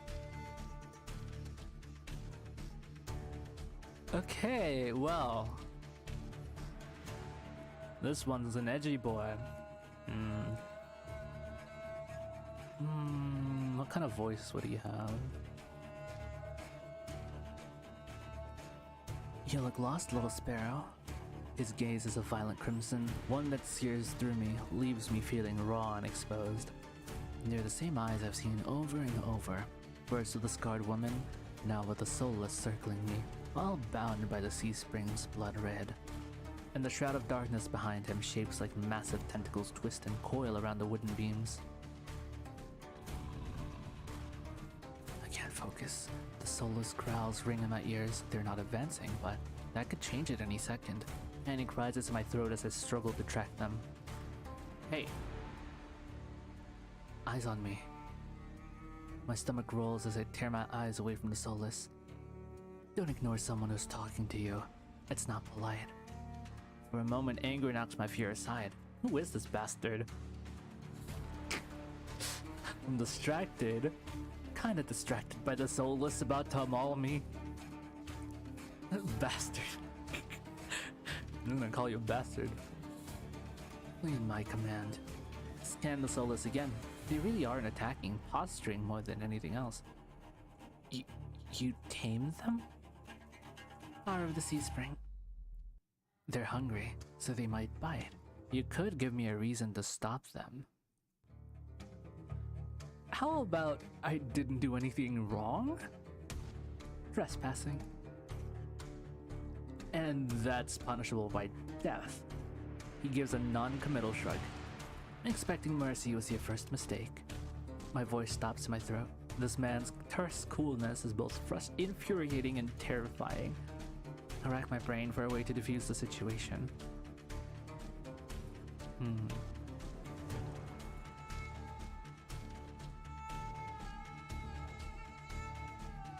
I need help. Okay, fine. I need help. I thought the sea spring could cure me somehow. My voice wavers pathetically. Honesty has never been my strong suit. He cants his head to the side, appraising me, but doesn't respond. I fidget nervously. I'm telling you, I came here for help. Are you listening? Your hands. Alarm jolts through me. I hide my hands under my cloak. Show me. Why? Won't ask twice. Is that too? I don't think you're in a situation where you can just refuse. With a sharp huff, I reluctantly hold out my bandaged hands. Aren't you getting off on this? Wrap them. Heat rushes to my face and fire to my tongue. I should give him a piece of my mind, but not when his soulless are one command from ripping me to shreds. Yet no matter how much I will myself to move, my body is frozen in place. I stand there for a long, agonizing minute. My hands are trembling when I finally raise them. I know the skin beneath the wrappings all too well. The hideous, unnatural flesh I've grown to despise. I grip the edge of the bandages. Stop. With a weary sigh, the man slides off the beam and lands with a thud that shakes the panels underfoot. He's a monster with an imposing figure that towers over me. I couldn't tell how tall he was before, but he's big. Illuminated by lantern light, his features are stronger and sharper. Yo, I like his tats. Actually, yeah, he has a pretty nice drape, actually. Oh, and the horns. That earring. And the white, like, into the black into the white hair. That's actually pretty cool. Yeah, it's actually pretty cool. Yeah. Oh, and the rings on his fingers. Yo. I actually got the drip, though. Sheesh. Subtle clinks of metal accompany each of his footsteps. The closer he gets to me, the faster my heart hitches. What does he want? Is he going to kill me? I step backwards and find nothing to set my foot on. I've forgotten my back was to the sea spring. I fall right before a warm hand catches my lower back. I'm hovering above the sea spring, the scent of smoke and leather enveloping me. Blazing crimson eyes bore into mine. Told you to watch your step. I'm too stunned to muster a response. The woman was too stunned to speak. Like I weigh nothing, he guides me back to solid ground and steps back. Following a subtle gesture from his fingers, the soulless around us disperse and relax. The shift in their demeanor is so abrupt it gives me whiplash. The enormous tentacles are no longer in the rafters, though. Now I doubt I ever saw them at all. Either way, I exhale a breath of relief. Thanks. As focused on me as he was before, the monster pays no attention to me now. He kicks some seating pillows out of the walkways, checks the contents of the kettle with a scowl. The sudden disregard is almost insulting. So that's it? I'm not a threat anymore? Never were one. Then why'd you threaten me? People get honest when they're afraid. In other words, he was messing with me. I drag a hand over my face, exhausted by the fact that this is the second time a monster has provoked me today. You're Ice, aren't you? Depends who's asking. One of your friends told me this was your territory. She also said you were a gang leader. But there's no one else here. I thought there'd be more people. Ice picks up the kettle and walks to the edge of the sea spring, then dumps out the contents into the endless thread. Gang took a walk. I don't trust that. His pleasant smile stretches across his face, ear to ear. Then in an instant it drops. I get the sense that I shouldn't ask about his gang again. Probably traumatized, so probably not. Something must have happened. I've learned to recognize a real leader when I see one. Ice, regrettably, fits the type perfectly. He knows how to scare people and he expects submission, but it's uncommon for someone so used to being in power to be so alone. You said you came here for help. Depends. Can the sea spring cure a curse? Probably. You mean you don't know? Nope. He shakes out the empty kettle and starts collecting stray cups, tidying up My frustration builds. I narrow my eyes at him in a questioning glare. When he notices, he returns it with an unamused smirk. Are you being irritating on purpose? Listen, Sparrow. The sea spring can cure anything. Nothing's stopping you from trying it yourself. What do I have to do? Drink. I have to drink from the sea spring? My eyes glide to the blood-like pool beside us. The idea of ingesting the strange liquid makes my guts churn. Oh boy. Is there a price? Hell no, it's free. No! Always. I touch his temple with a finger. You lose it a little bit. Oh, right. Well, I mean, it's free of charge. Oh, that's a good thing. That's it? I've already beat it to the punch. My humor earns me an unamused fang grin. This is a little different. When you drink from that sea spring, you forget who you are. Your mind combines with everyone who ever drank before. Humans, monsters, soulless. One big happy family in your head. My blood runs cold. I've heard of these before. Group minds. I thought they were just rumors. I've heard whispers of cults performing rituals to bind their members' minds together. It never seemed possible. But something tells me this is real, if even one thing doesn't add up. Your eyes are red too, but you obviously haven't forgotten who you are. Before I can finish my sentence, Ice strides past me towards the entrance. Time's up. Let's finish this later. Wait, already? You barely told me anything. Came on a bad day. I've got somewhere to be. There are still so many questions burning on the tip of my tongue, but my frustration spills out before any of them. I was told to come here for help, but instead I get threatened and kicked out. You're joking, right? Watch your tone. I'm nice, but you don't want to ruin the host's mood. My skin prickles. The feeling of being watched washes over me again. My eyes dart back over to the sea spring. A lone ripple dances on the quiet surface. I take Ice's advice and clamp my mouth shut. Ice approaches a nearby soulless, a lanky, dog-like one with 6 legs and a crown of tendrils. Several sets of crimson eyes adorn its sides. Its forked tail wags rapidly when Ice squats beside it. He runs his fingers through the tendrils, snatches its chin, and pats its head. A gentle smile plays across Ice's lips. The affection he holds for the soulless is painfully clear.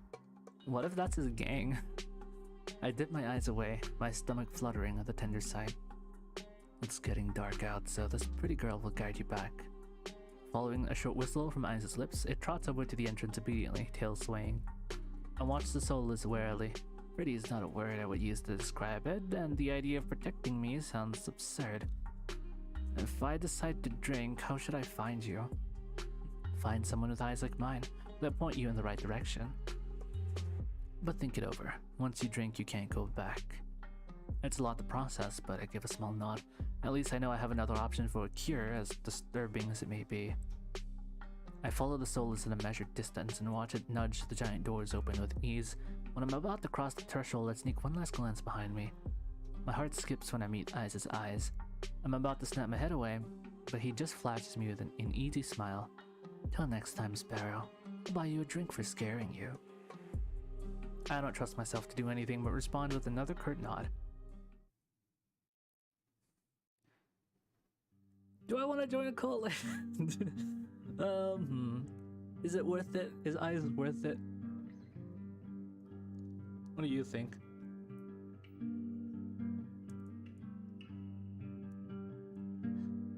Oh man.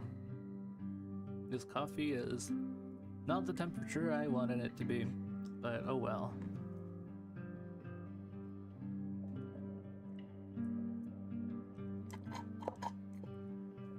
I love juice boxes. I will say, I don't know. I'm not into edgy boys, although I do have an exception that I do like. So I don't know. We'll see. But he is interesting. I will say. Let's just put it at that. I believe we have at least one more. Yes, he's still yet to become someone's femboy. Yeah. Hey, maybe the next person we meet is a femboy. Who knows? Outside, more. Yeah, actually, there is one more left. And looking at the cast, we have Edgy Boy. We have a sly like foxy person. We got a rogue mage kind of thing, and we have a doctor who's someone more like calm, I guess, and serious. So to fill in the blanks, there's only a few like archetypes that could be put into the group. Outside, more crimson-eyed soulless scuttle about. It's hard to believe it's the same threatening pack from before. They chase each other in circles, roll around in the bog's mud. They pay no attention to me as the dog-like one escorts me away. Yeah, the soulless are more like animals, really. They have their own species. They're all different shapes and sizes, and they act like dogs as well. I wonder what they even are. I don't know if they explained that or not. It's an uneventful trip. Sometimes the soulless looks over its shoulders at me to make sure I'm still following. Oh, here we go again, outside at night. Dusk darkens the sky by the time we reach the city. The soulless sits and looks at me expectantly with its familiar crimson eyes. You think I'm brave enough to pet them? No, I'm waving at them. I'm nervous to do anything but give it a wave. It seems to do the trick. The soulless spins around and scampers back in the direction we came, vanishing into the darkness. It's barely my first day in Iridia, and I've already encountered so many things I thought were impossible. Tame the soulless being one of them. My head spins. Maybe I should call it a day. Maybe we should.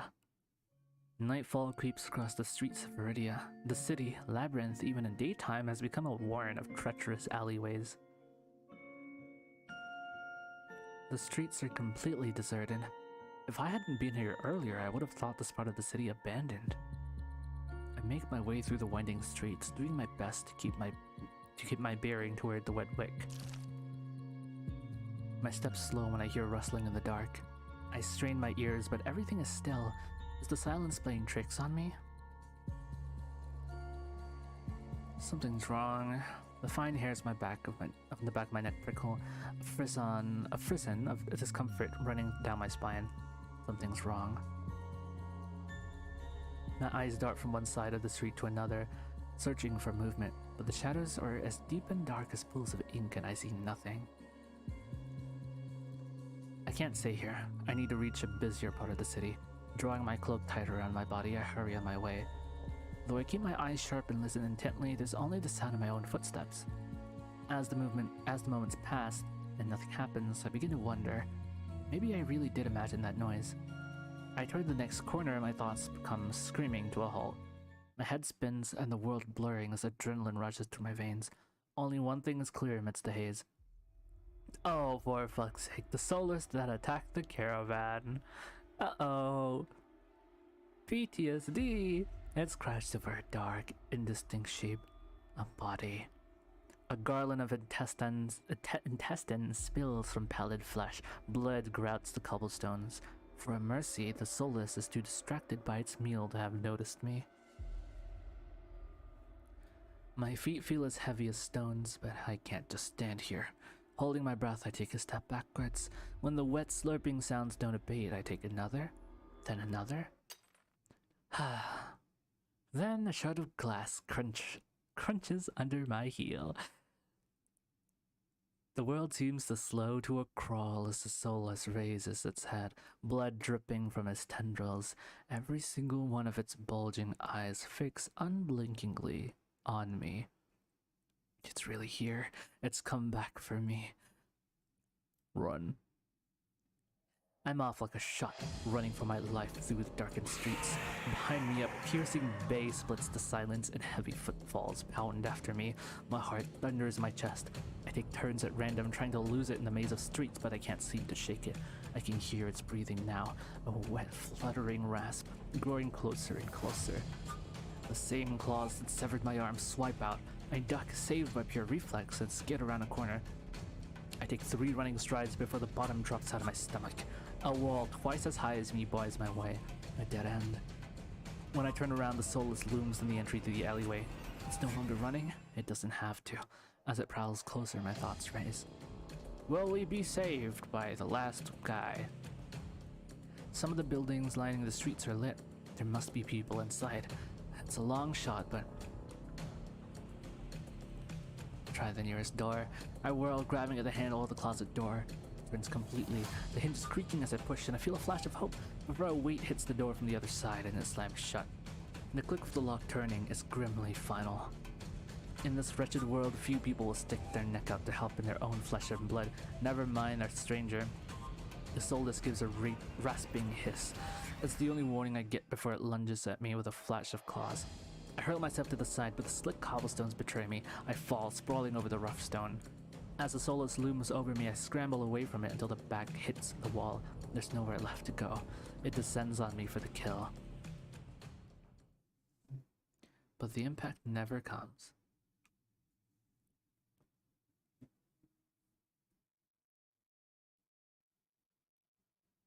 I warily crack one eye open, then the other, not sure whether I should believe what I'm seeing. A hooded figure crouches in front of me, one blood-stained hand outstretched. Oh, so the Soulless bleed the same blood, huh?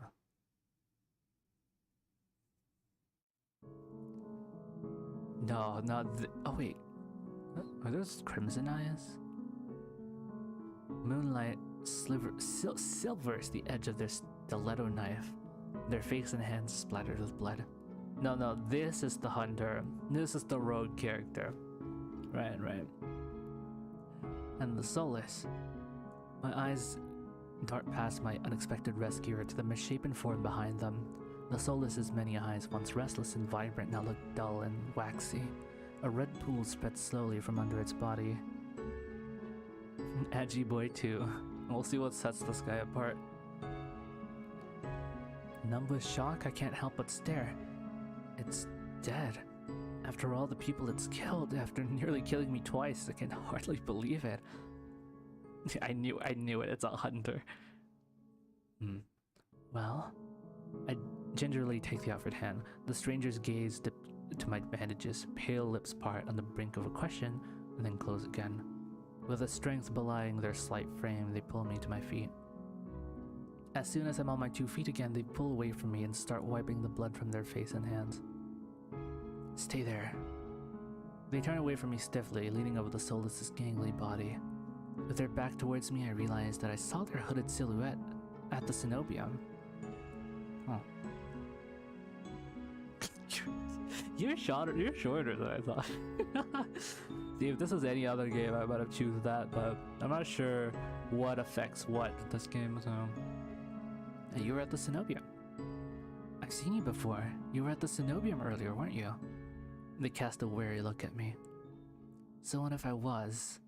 Their harsh response takes me aback. Before I can formulate a response, they continue. What are you thinking traveling alone at night? This is far from the worst thing haunting Lowtown. I can't make heads or tails of them. First they save me and now they scold me. Lesson learned. I could do without the lecture though. To my surprise, they break eye contact. Their attention glides back to the Soulless's corpse. They examine it with an inscrutable expression. I clear my throat to fill the silence. I'm Zetsu. Min? Min.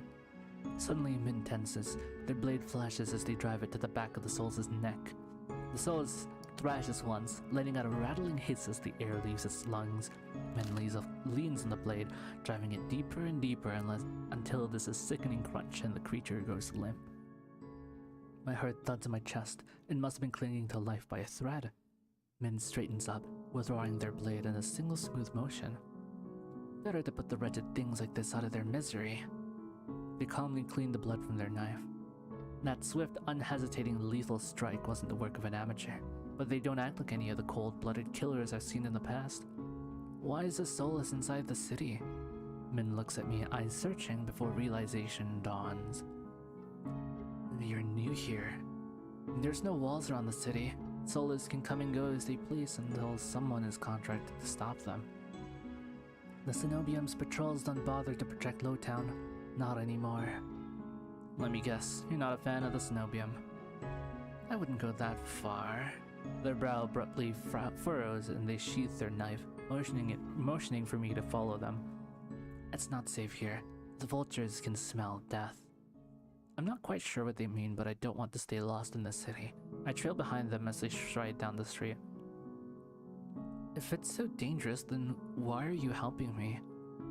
I came for the bounty on that Solace, and you were in the way. Not killing you isn't the same as helping you. Don't count on being so lucky again, or you'll be dead by sunrise. Their answer is stingingly harsh. I just need to find my lodgings. I hold my hands up, trying to forestall any more snippy comments. Alright, I get it. I'd love to get out of your way, but I'm sort of lost. I just need directions back to my lodgings. What makes you think I'll help you? Nothing, but there's no harm in asking. That seems to catch them off guard. Their brow knits and they look away, scowling. Troublesome. Setsu? Oh, it's Curious. I turn, surprised by the voice. Curious walks down the street towards us. His white and gold clothing is pristine despite the grime of the city. Hello, Min. I see that the Solace was your work. Min shrugs. There's a familiarity to the way they regard each other. You know them, Curious? You know them? Min is a freelancer who has done a few errands for me. They're quite reliable. Unreliable freelancers don't eat. There's something Curious isn't saying here. Setsu needs to go back to wherever they're staying, but before they wander into the jaws of another Soulless. It is late. Were you able to find a place to stay, Zatsu? I'm staying at the Wet Wick. Both their faces fall. I see. Would you like a guide? It might be preferable to wandering about alleyways. That would be nice. Min clicks their tongue and sighs, sounding mightily put out. Going to the Amaryllis district. That gaudy cesspit. Come, this way. Despite Min's clear distaste, when Curious leads me down the street, they keep pace with us. Catching my curious glance, Min's eyes narrow. It's not safe this late. I don't care about you, but Curious is the only doctor worth a damn in this place. Are you like this with everyone? The deadpan look Min gives me is answer enough. I catch Curious hiding a slight smile. I suppress a sigh and resign myself to having a grumpy shadow all the way back to the Wet Wick. See, okay, Min's actually an edgy person. Eyes is not edgy, actually, surprisingly. I mean, he's not quite edgy. He's more like brooding. He's a bit more brooding, I guess, where he's kind of alone and just kind of like, you know, scaring people. While Min here is actually just kind of like, yeah, I hate you. What are you doing out here at night? Oh, yeah, I'm just killing for a bounty. Oh, you know, what makes you think I want to help you? Yeah, that's what we call an edgy boy. In no time at all, he cuts through the darkened streets and twisting alleys. Oh man, the city at night, just like, it's so different from the city at day, even though it's the same like scene. The lights really do like, yeah, I just love how varied the lights are. You know, there's greens, there's yellows and oranges, a bit more reds. It's really nice and vibrant. It seems like half the city has poured into the Amaryllis district's colorful streets. Laughter, clinking glasses, and music assault my ears from every direction. Yet the most noise still comes from the Wet Wick. Its doors hang wide open, lanterns lit.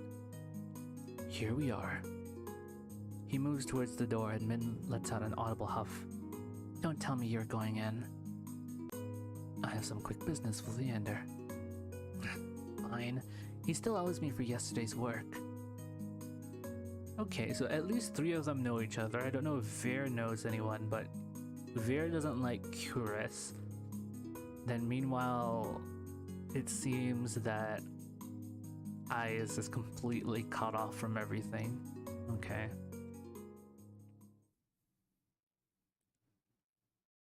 As soon as the doors open, a wave of sticky heat rolls over me. In the hours since I left, the wick has grown suffocatingly crowded. Curious stands out, easily a head taller than most. Even so, I nearly lose sight of him amid the sea of swarming bodies. Pardon me? The crowd parts as though answering his request. Curious glance over his shoulder at Min and me before gliding through. How can anyone breathe in here? Min follows Curious at a clip pace. Leander is right where I left him, although he's traded places with the bartender. He holds a pair of shot glasses filled to the brim with luminous green liquid. And now for the finishing touch. A flash of magic paints the glasses white with frost. You're never gonna guess what's in here. Leander slides the glasses across the bar, and I get my third and fourth shots of the evening in rapid succession. Oh! Okay, he's here, actually.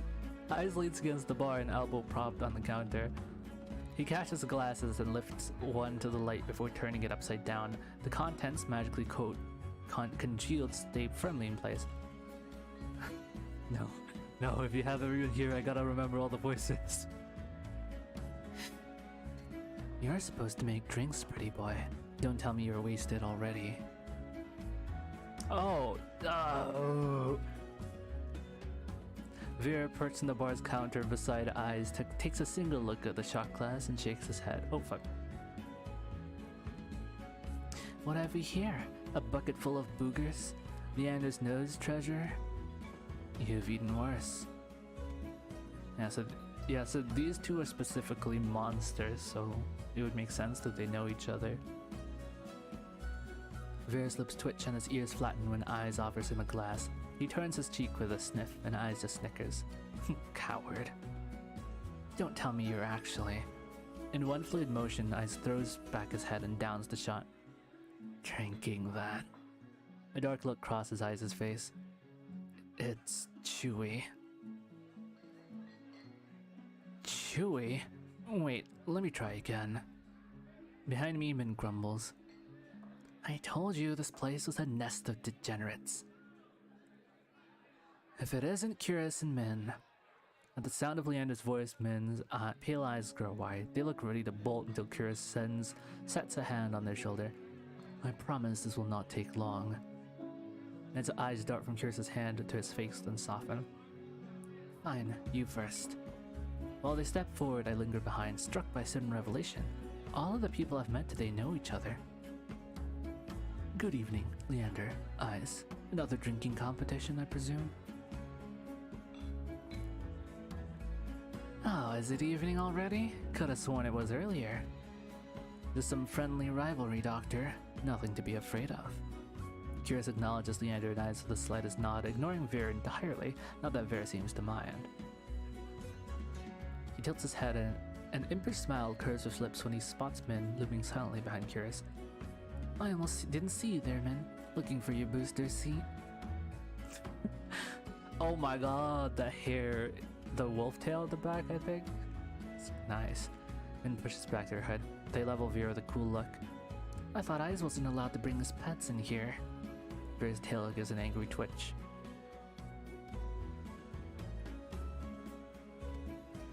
At the first sign of an impending fight, Leander vaults clear over the counter. He slides in between Eyes and Curious. Now, let's try to keep the peace. It's not every day the esteemed doctor takes us up on a drink. His arm snakes around Curious's shoulders. You are finally taking me up on that drink, right, Curious? I'm afraid not. We were merely escorting Zetsu back to their lodgings. Curious gestures in my direction and my stomach sinks. I reluctantly step into the light. Oh, too many people. As soon as he sees me, Leander's face brightens. Zetsu, it's been too long. Everyone, this is Zetsu. They're new to Iridia. Yeah, about that, I think you don't need to introduce me. I feel 5 pairs of eyes fixed onto me and suddenly the bar feels suffocatingly small. My voice nearly catches in my throat. Hi, again. Hi everyone, again. Again? Wait, you've already met everyone? Eyes in very level made with subtly amused expressions. Veer's tail gives a lazy wag. We did? Not that long ago either. I'm starting to suspect they're stalking me. He looks far too pleased with himself when I roll my eyes. Those calls for drinks. What does everyone want? Yo. Man, Veer's thighs are great. I will say, great fashion choice. Everyone's got great fashion choice actually. It's kind of crazy.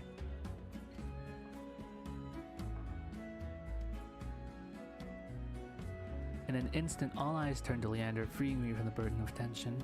I still can't believe they all know each other. Watching them talk amongst themselves feels surreal. But for the first time since I undertook the journey to Iridia, I feel a faint glimmer of hope. I know I was meant to meet them. The low, pleasant rumble of Leander's laughter pulls me from my restless thoughts. Won't color me surprised. You make friends fast, Zetsu. You wouldn't go that far. We're more like acquaintances. A wise man once said that acquaintances are merely friends you haven't shared a drink with yet. A wise man? You said that here last week. I can hear Min's lip curl with distaste from across the bar. Leander clears his throat and continues, unperturbed. Let's toast to Zetsu's health. Care to join in, Doctor? Tears politely declines with a wave of his hand. How about you, Min? No. Are you... No. A resounding pop pierces the din of the bar. We all turn in the direction of the noise. Veer looks almost bashful as he accepts an overflowing flute from the bartender, poured from a bottle so old its label has been worn blank. They serve champagne here? Since when? Veer pauses in the middle of licking champagne foam from his fingers with a coy smile. You don't mind, do you?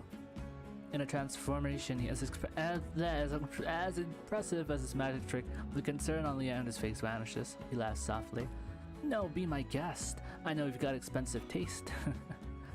Then he shoots the bartender a frantic look. Unbothered or uninterested in his company, Eyes cants his head at me, a light smile on his lips. How about you, Sparrow? I did say I'd buy you a drink earlier. No, my treat. Eyes regards Leander over the lip of his glass. In the dim light, the glint in his crimson eyes looks downright dangerous. What'll it be, Zetsu? I'll take that drink. I'll take you up on that drink, as long as it's not one of those green shots. Don't knock them till you try them. They taste better than they look. Somehow I doubt that, but I hold my tongue long enough for Leander to go behind the bar. He's lying, isn't he? When I glance at Eyes, he only shrugs. Like I said, they were chewy. Probably poison, too. He considers his own drink, a tumbler of amber-colored whiskey. Leander's tried to kill me a dozen times by now. That's always a gamble. Veer clicks his tongue in disapproval. When he finally looks my way, it's with a half-lidded gaze softened by his third glass of champagne.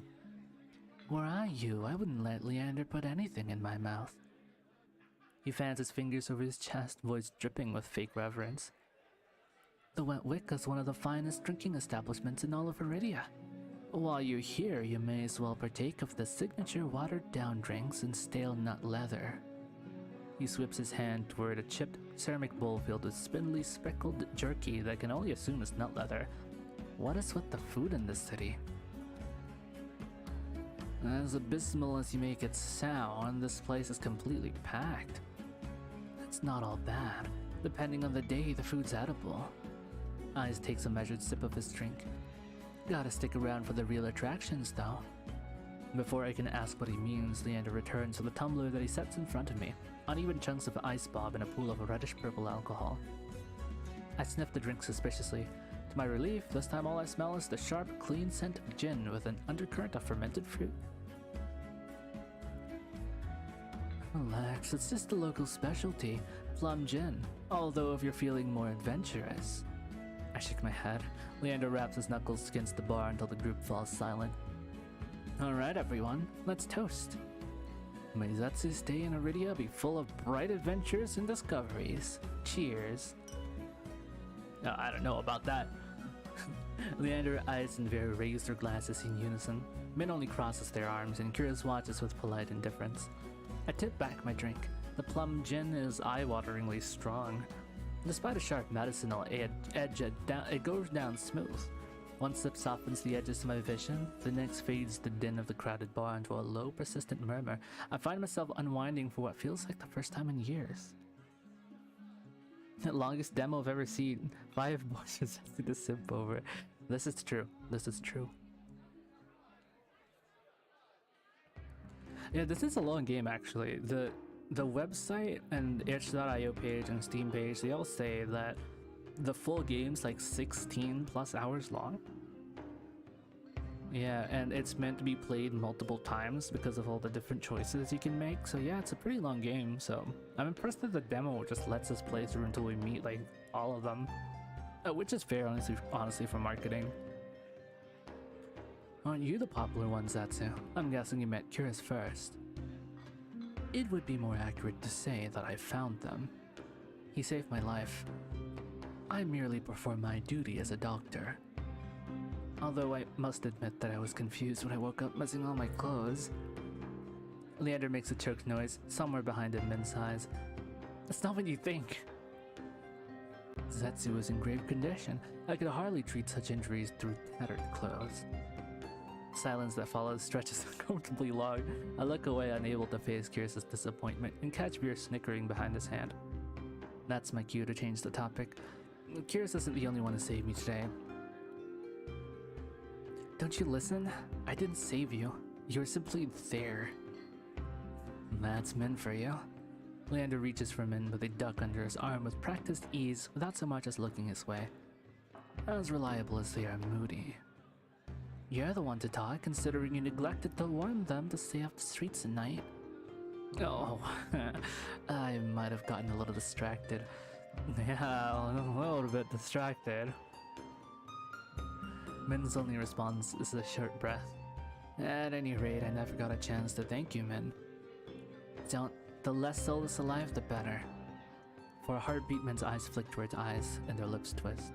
Eyes is too busy nodding along to Veer's enthusiastic pantomime of stabbing to notice, lost, no doubt, in an enthralling discussion.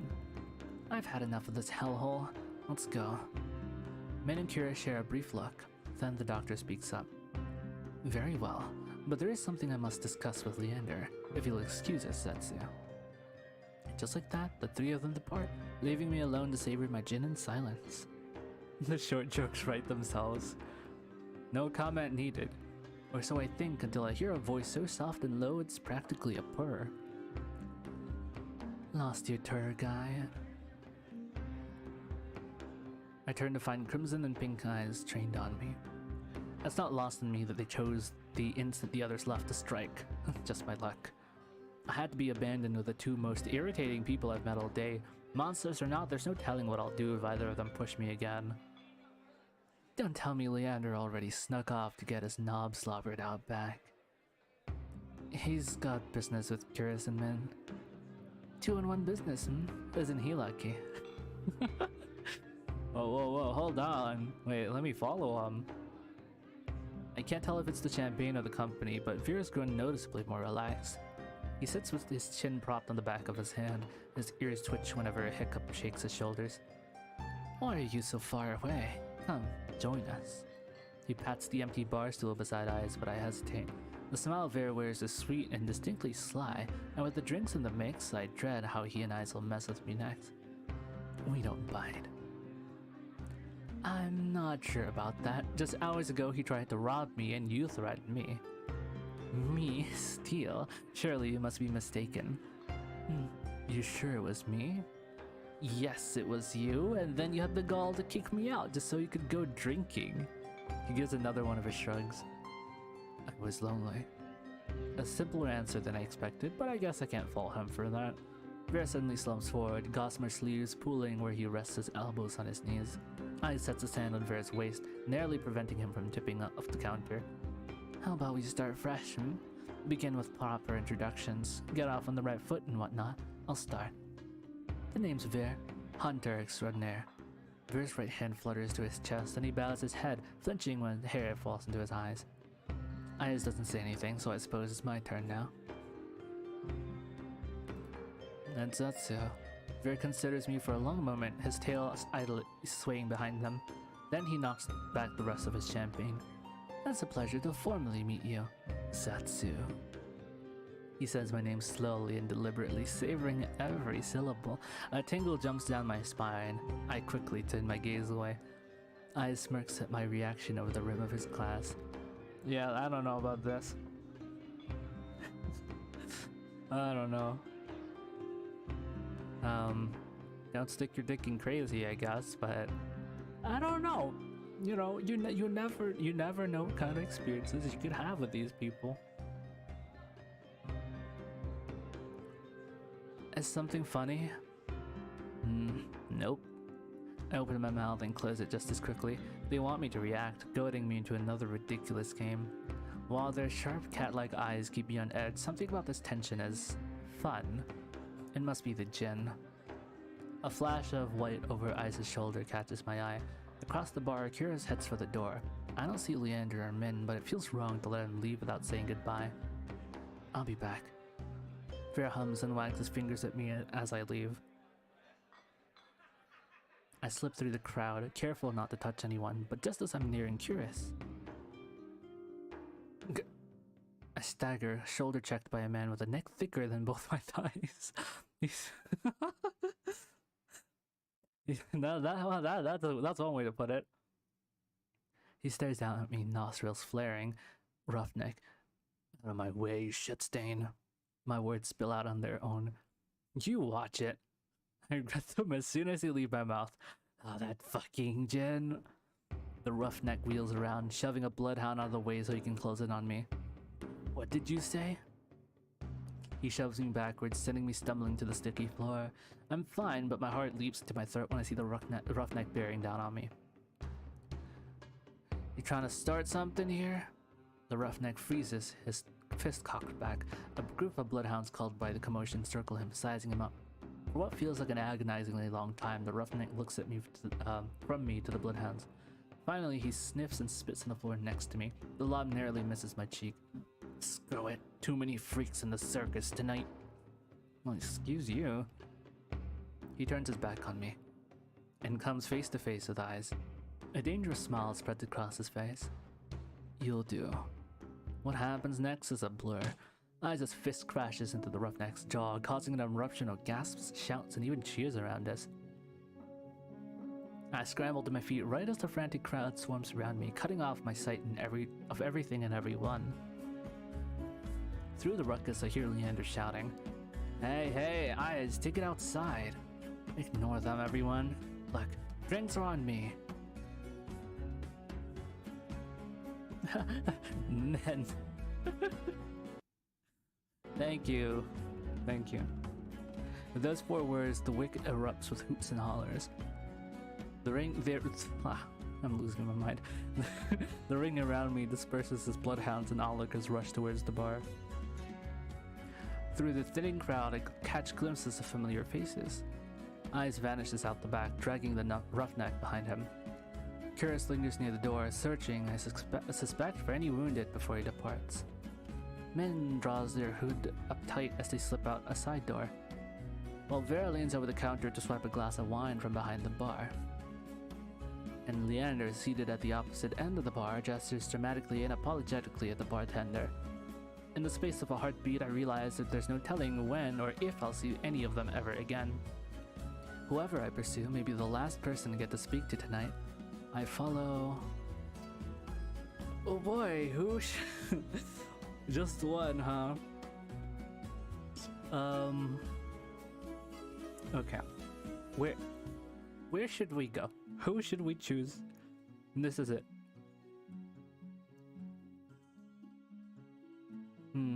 I think I can rule out Curious. It's my least favorite right now, mostly because, well, it's not that interesting so far. I don't know much about him yet.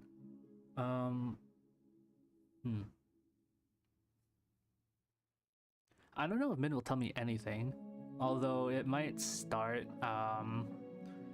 We might get to know Min a little bit more, but just really slowly.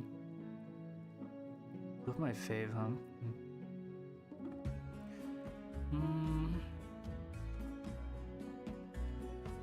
I don't know what Veer's deal is, to be honest. Don't know what he wants. Eyes is very nonchalant. Feel like it's chill if I talk to him. But also, he likes to be alone sometimes. I feel like. I mean, even though he's looking for company. I don't know. It kind of seems chill. And Leander's obviously Leander. Probably the most normal person so far. At least from my point of view. Go for your favor. Who you think will have the thickest plot? This is interesting. Yeah, because they all have different connections to each other. Obviously, Kirsten and Veer don't like each other. Min doesn't really like being around here in the first place.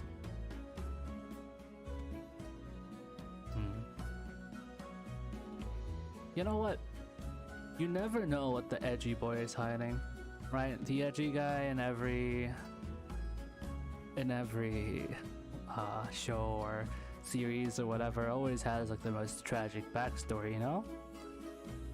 I wonder what I will learn. I can't let men slip away so easily. They might be the most standoffish person I've met so far, but they're the only one who seems even close to neutral on this Nobium. That's also right, actually. Yeah, they were with us when we were looking into Snobium while the gates were closed, and we want to get in, or at least just to see. My gut tells me they know more about the tower than they're letting on. By the time I make it out of the bar, they're already halfway down the street.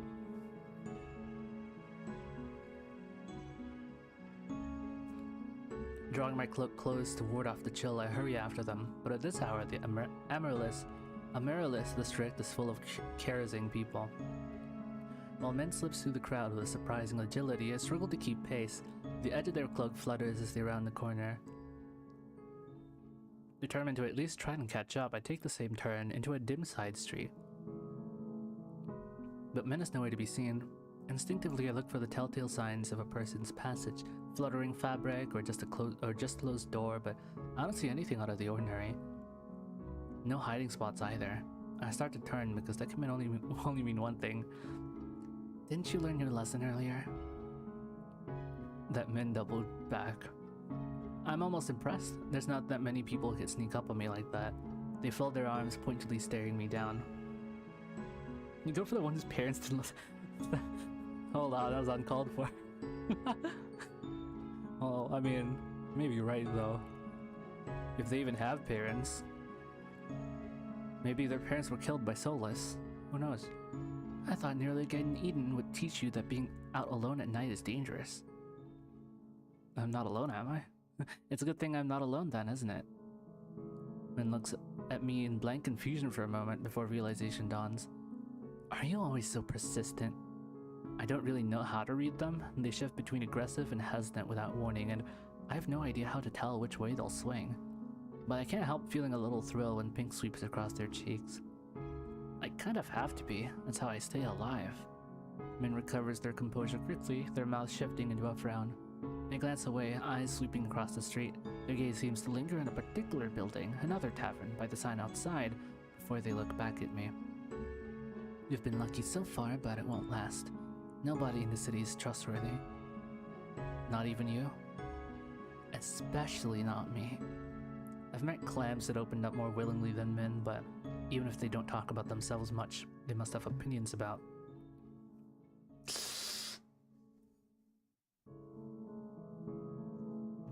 Oh, what the hell? Too many choices? Too many choices, yes. Who do they not like the most? I don't remember. Oh shit, I actually don't remember. They were glaring at someone, no? I'm curious about how them and Kira's know each other. Leander is probably just neutral. Very nice. Don't remember how they feel about the monsters.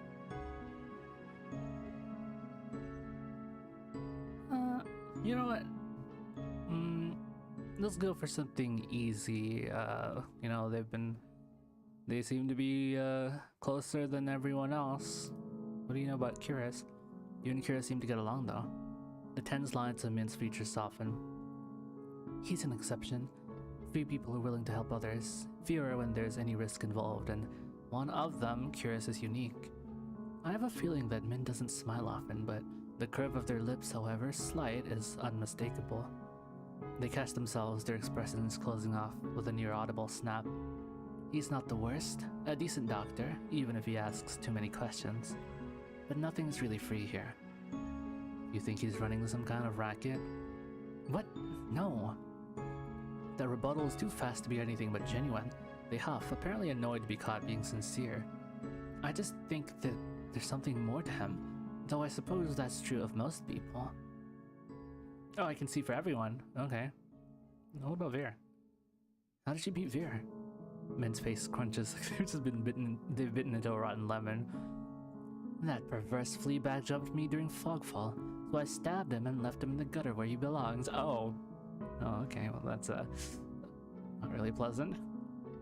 My heart thuds hard in my chest. Their voice is icy with disgust. The night air feels warm by comparison. It's only a shame it didn't stick. I suppose I'll just have to keep trying. Mint speaks casually of murder, and I vividly remember the sight of blood smeared on their hands. Yeah, that's the first thing we saw of them. But somehow I'm not afraid. I don't think they mean me harm. I take it your opinion hasn't changed? He fucks with people for kicks. Every sentence out of his mouth is either crass in a window or conceited put down, and whatever he's done is bad enough that the Synovium has him on a leash. There are monsters living on every other street. He's the only one who needs a muzzle before he's taken out for a walk. Oh, really? So he's one of the more rowdy ones, huh? Belatedly, I close my mouth. What about Eyes then? You don't seem to like Eyes. I don't like anyone, but especially not that bloodthirsty gangster. The words tumble from their mouth before I can even finish my sentence. Did he do something to you? Beyond existing? No, but I'm not waiting around to get hurt first. That sea spring he runs, with all those smiling red-eyed people, I suppose his one saving grace is that he hasn't forced anyone to drink from it. Yet. Monsters like him don't know or care about what they have, and makes me sick. Their voice echoes down the empty street, startling me. I blink, staring at them. You really don't like monsters, do you? Min fixes me with a flat gaze, their pale eyes like chips of ice. Every monster forced their way out of the shroud and into this world for some reason. I may not know Ice's reasons, but to the vast majority of monsters, humans are food, playthings, or beneath notice. That may simply be their nature, but I don't have to like it. And I'm not going to risk my life in the hopes that any one of them is different. A lot of humans fear or hate monsters, but there's something different about how Min talks about them. It sounds personal. Yeah, it's almost like they have a tragic backstory. That involves monsters that may or may not have killed people. If you're going to keep asking questions, ask about something else. Tell Leandra then. Leandra seems fond of you. He's an idiot. An obnoxious blowhard who can't shut up to save his life. The words are harsh taken at face value, but it's at complete odds with the flush creeping across their cheekbones. Is that all? They huff. It seems to physically pain them to speak again. He does acceptable work. He pays on time, which is more than I can say for most, and his bloodhounds look after Lowtown. If he was capable of being quiet for more than 10 seconds at a time, he'd be almost tolerable. Their tone grows almost fond, but then their brows draw together as they glare at me. Okay, so they're actually closer than I thought. I'm not one of his bloodhounds. If he told you otherwise, he was talking out of his ass, as usual. He has work to offer, and sometimes I take it. That's all. Somehow I doubt that, but Min seems disinclined to say more. Doors bang open at the end of the street. Light and laughter pour out of the bar, followed by a group of giggling people in white uniforms. Synovium students having a night out on the town. Min hesitates only for a moment before they start down the street in the same direction as the students. When I follow close on their heels, they grimace, speaking through gritted teeth. Why are you still following me? When I asked them about Veer, I noticed something odd. besides their vehement dislike of him. While men didn't exactly sound enthusiastic about the cenobium, they were the first to speak of it with anything besides open animosity. Ahead of us, the students pile into another bar. Men ducks into the alley next to it. If nobody in the city is trustworthy, what about the cenobium? The line of their narrow shoulders abruptly tenses. They lift their chin, giving me a wary look. Curious must have warned you about the nature of the city's currency. Right, information and secrets. I fidget, uncertain. I don't trust men's unpredictable moods or all the things they clearly aren't saying. Their eyes dip towards my hands, passing over the bandages like a razor. Pressure light, but full of keen-edged possibility. I shiver, hastily shoving my hands into my pockets. They frown, but their gaze drifts away from me, to the window of the bar next to us. It's opaque, either frosted glass or caked in dust, but some of the warm light diffuses out into the alley. The cenobium is a place of learning. If someone has questions that can't be answered anywhere else, the cenobium might have the solution. Or at least, that's how it was once upon a time. These days, its doors are closed to outsiders. That's about what I expected after how I was practically shooed off earlier. Just as I start to relax, they speak again. Whatever you're looking for there, the cost may be higher than you're willing to pay. The sheer hypocrisy of their words takes me off. What gives you the right to talk when you're doing the exact same thing as me? What questions are you asking that only the cenobium can answer? That's personal. So there is something men's looking for at the cenobium. I suppose that makes two of us. If they're following groups of cenobium students around, they must not be having much luck either. Everyone else seems to fear or hate the cenobium, but you don't.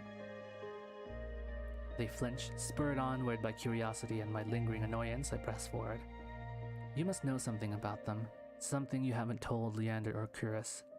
But they're not letting you in, which means you're one of the outsiders. In the space between one breath and the next, Min closes the distance between us. Slender fingers grip the front of my shirt and they slam me against the wall with shocking strength. The force of the movement knocks their hood back, messy hair fluttering around their face. I'm standing on tiptoe. Min's lifted me nearly clear off the ground with a single hand. The realization sends an electric tingle down my spine, but before I can begin to wonder what that's about, Min snarls in my face. You don't know what you're fucking talking about. The angry twist of the mouth draws my eyes down to the beauty spot at the corner of their lips. I can't seem to stop staring at it.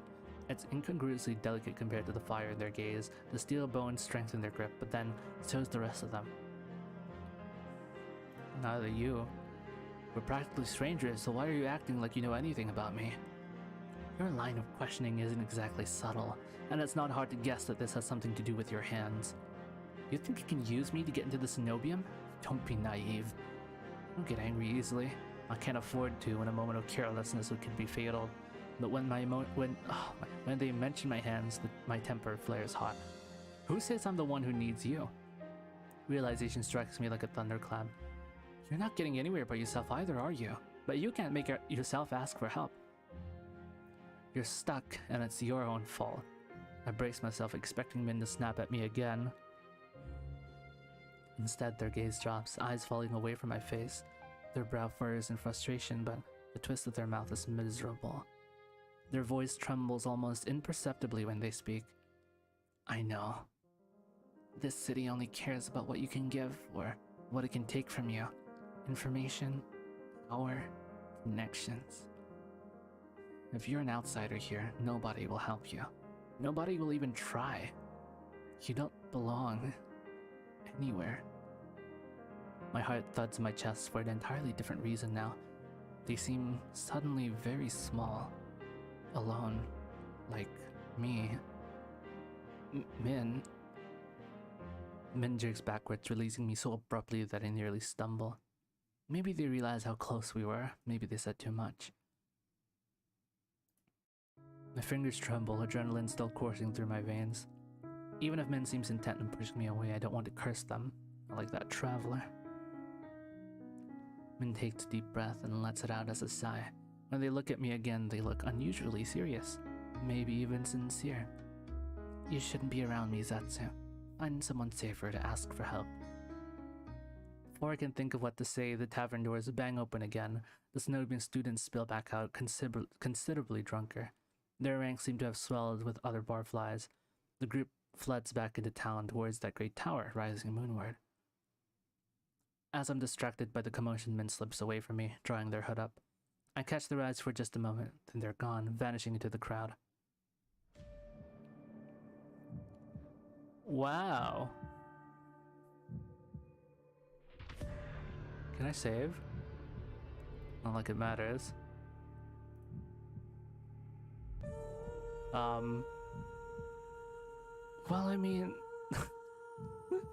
in public, I mean, if that's what it's into the... I mean... Considering the amount of public audios that I put out, I don't mind.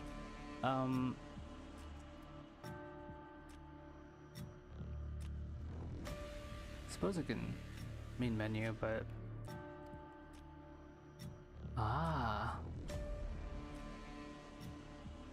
so we can choose the route immediately. Okay, that actually makes it a lot easier, because instead of doing some hoops of figuring out, okay, which choice did I do here? Like, does this affect the route? Like, I don't know.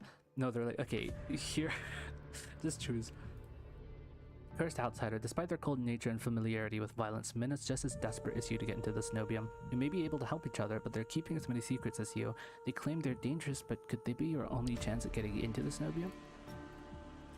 Curious, the repentant angel. From all appearances, Curious is the principal doctor of extraordinary skill, but you know so little about the man beneath the professional mask, and Curious keeps even his friends at a cool distance. If you uncover his deepest secrets, will you like what you find? The demon renegade, an intimidating yet laid-back outsider, Eyes presides over a sea spring with unnerving powers. He offers you a miracle, but the price means submitting yourself to the horrifying presence at the heart of the spring. Will you gaze into the abyss for answers, even at the risk of losing yourself?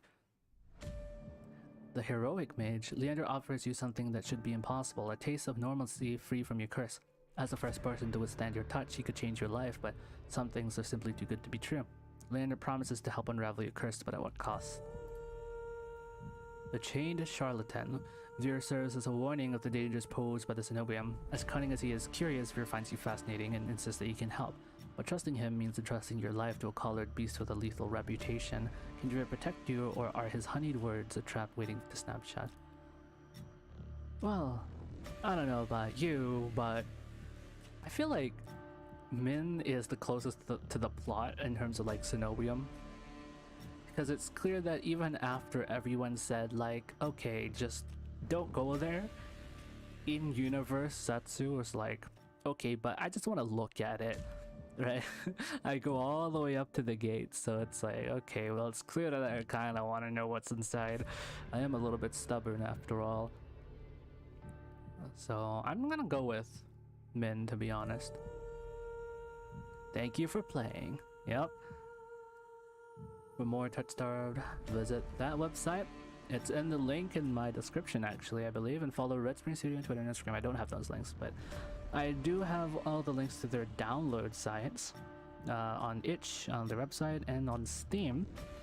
So if you do want to play the demo yourself and look at other routes and paths, I guess, you can do it yourself, or you can wait till the game comes out. If the game comes out, I'm definitely gonna play this on stream. Yeah, leaving this touch-starved. Yeah, man, I'm still touch-starved. Damn. Although, I'm more,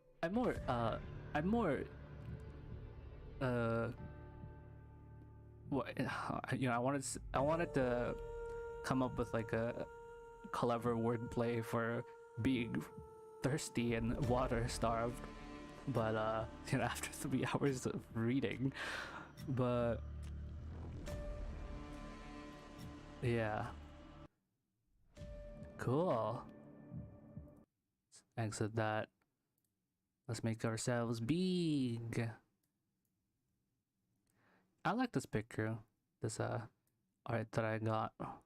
Yeah, the link to the not the link, the username of the creator is on me here.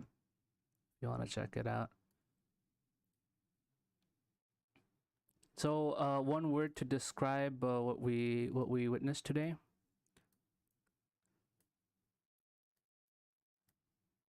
Men.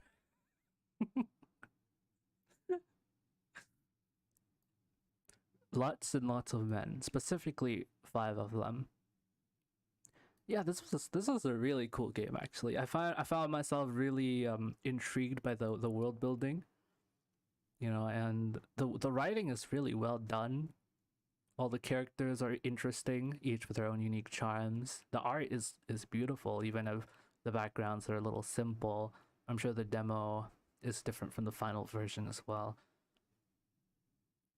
And yeah, considering it's supposed to be 16 plus hours, yeah, I feel like there's a lot to this game, especially when you can go down different routes and you're meant to play it over again. Yeah. I feel like you were waited to do that from the beginning. What do you mean?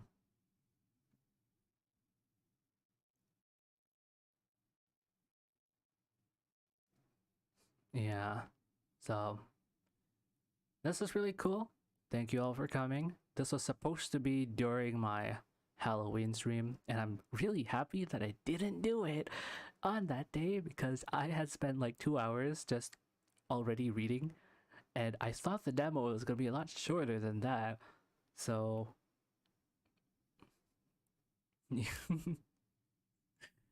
yeah, this is whoa, a doozy. But I like practicing voice acting because it's kind of what I do. It would be cool to voice other characters. Now that I've sort of pivoted away from you know, NSFW content on YouTube, it's uh given me more opportunity to do something like that with more different characters and scenarios. So this gave me some ideas. I love my English. I've only been speaking it for over 18 years and still get words wrong. Don't worry, English is hard. Sometimes English not Englishing. Have you drank water today? Of course I have. And just I've only drank like two glasses, I guess, or at least one juice box in a glass during the stream. It's clear that I needed more. Next time, if we ever read another visual novel here, I will definitely bring at least one more. Yeah, make sure you guys drink water as well. So yeah, this has been fun. I don't know if I'm gonna stream again or when I'm gonna stream again, but I do want to get back to it again because yay, streaming is fun. And I have bought so many games on Steam, and I wanna get into it too. So yeah, I've been real I've been real bold listening to SW ASMR without headphones. That is very bold. That is very bold. But to be fair, I do that too, just at a very low volume. So yeah, all that's wrapped up. Thank you all for coming, and I'll see you at some point, I guess. Just keep an eye out for my community posts or whenever I go live again and YouTube decides to send you a funny little notification. Do you get a reward? What kind of reward? I don't know what to give you. Do you have terms?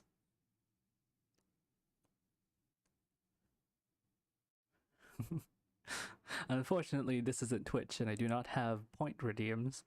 Oh man, point redeems do sound fun, but I don't really want to stream on Twitch because it's kind of yikes.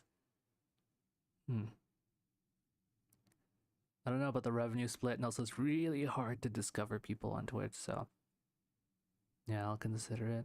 A good job would do just fine. Okay.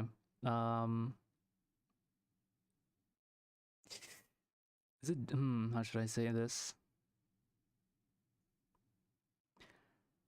Good job. You did well today. Something like that? Yeah. Yeah, it should be good enough. Yeah, you haven't touched Twitch in months. Yeah. I still have some streamers that I watch on Twitch, so I'll still check back on it. Yeah. So you're welcome. Goodbye, and have a nice day or night wherever you live. Ooh.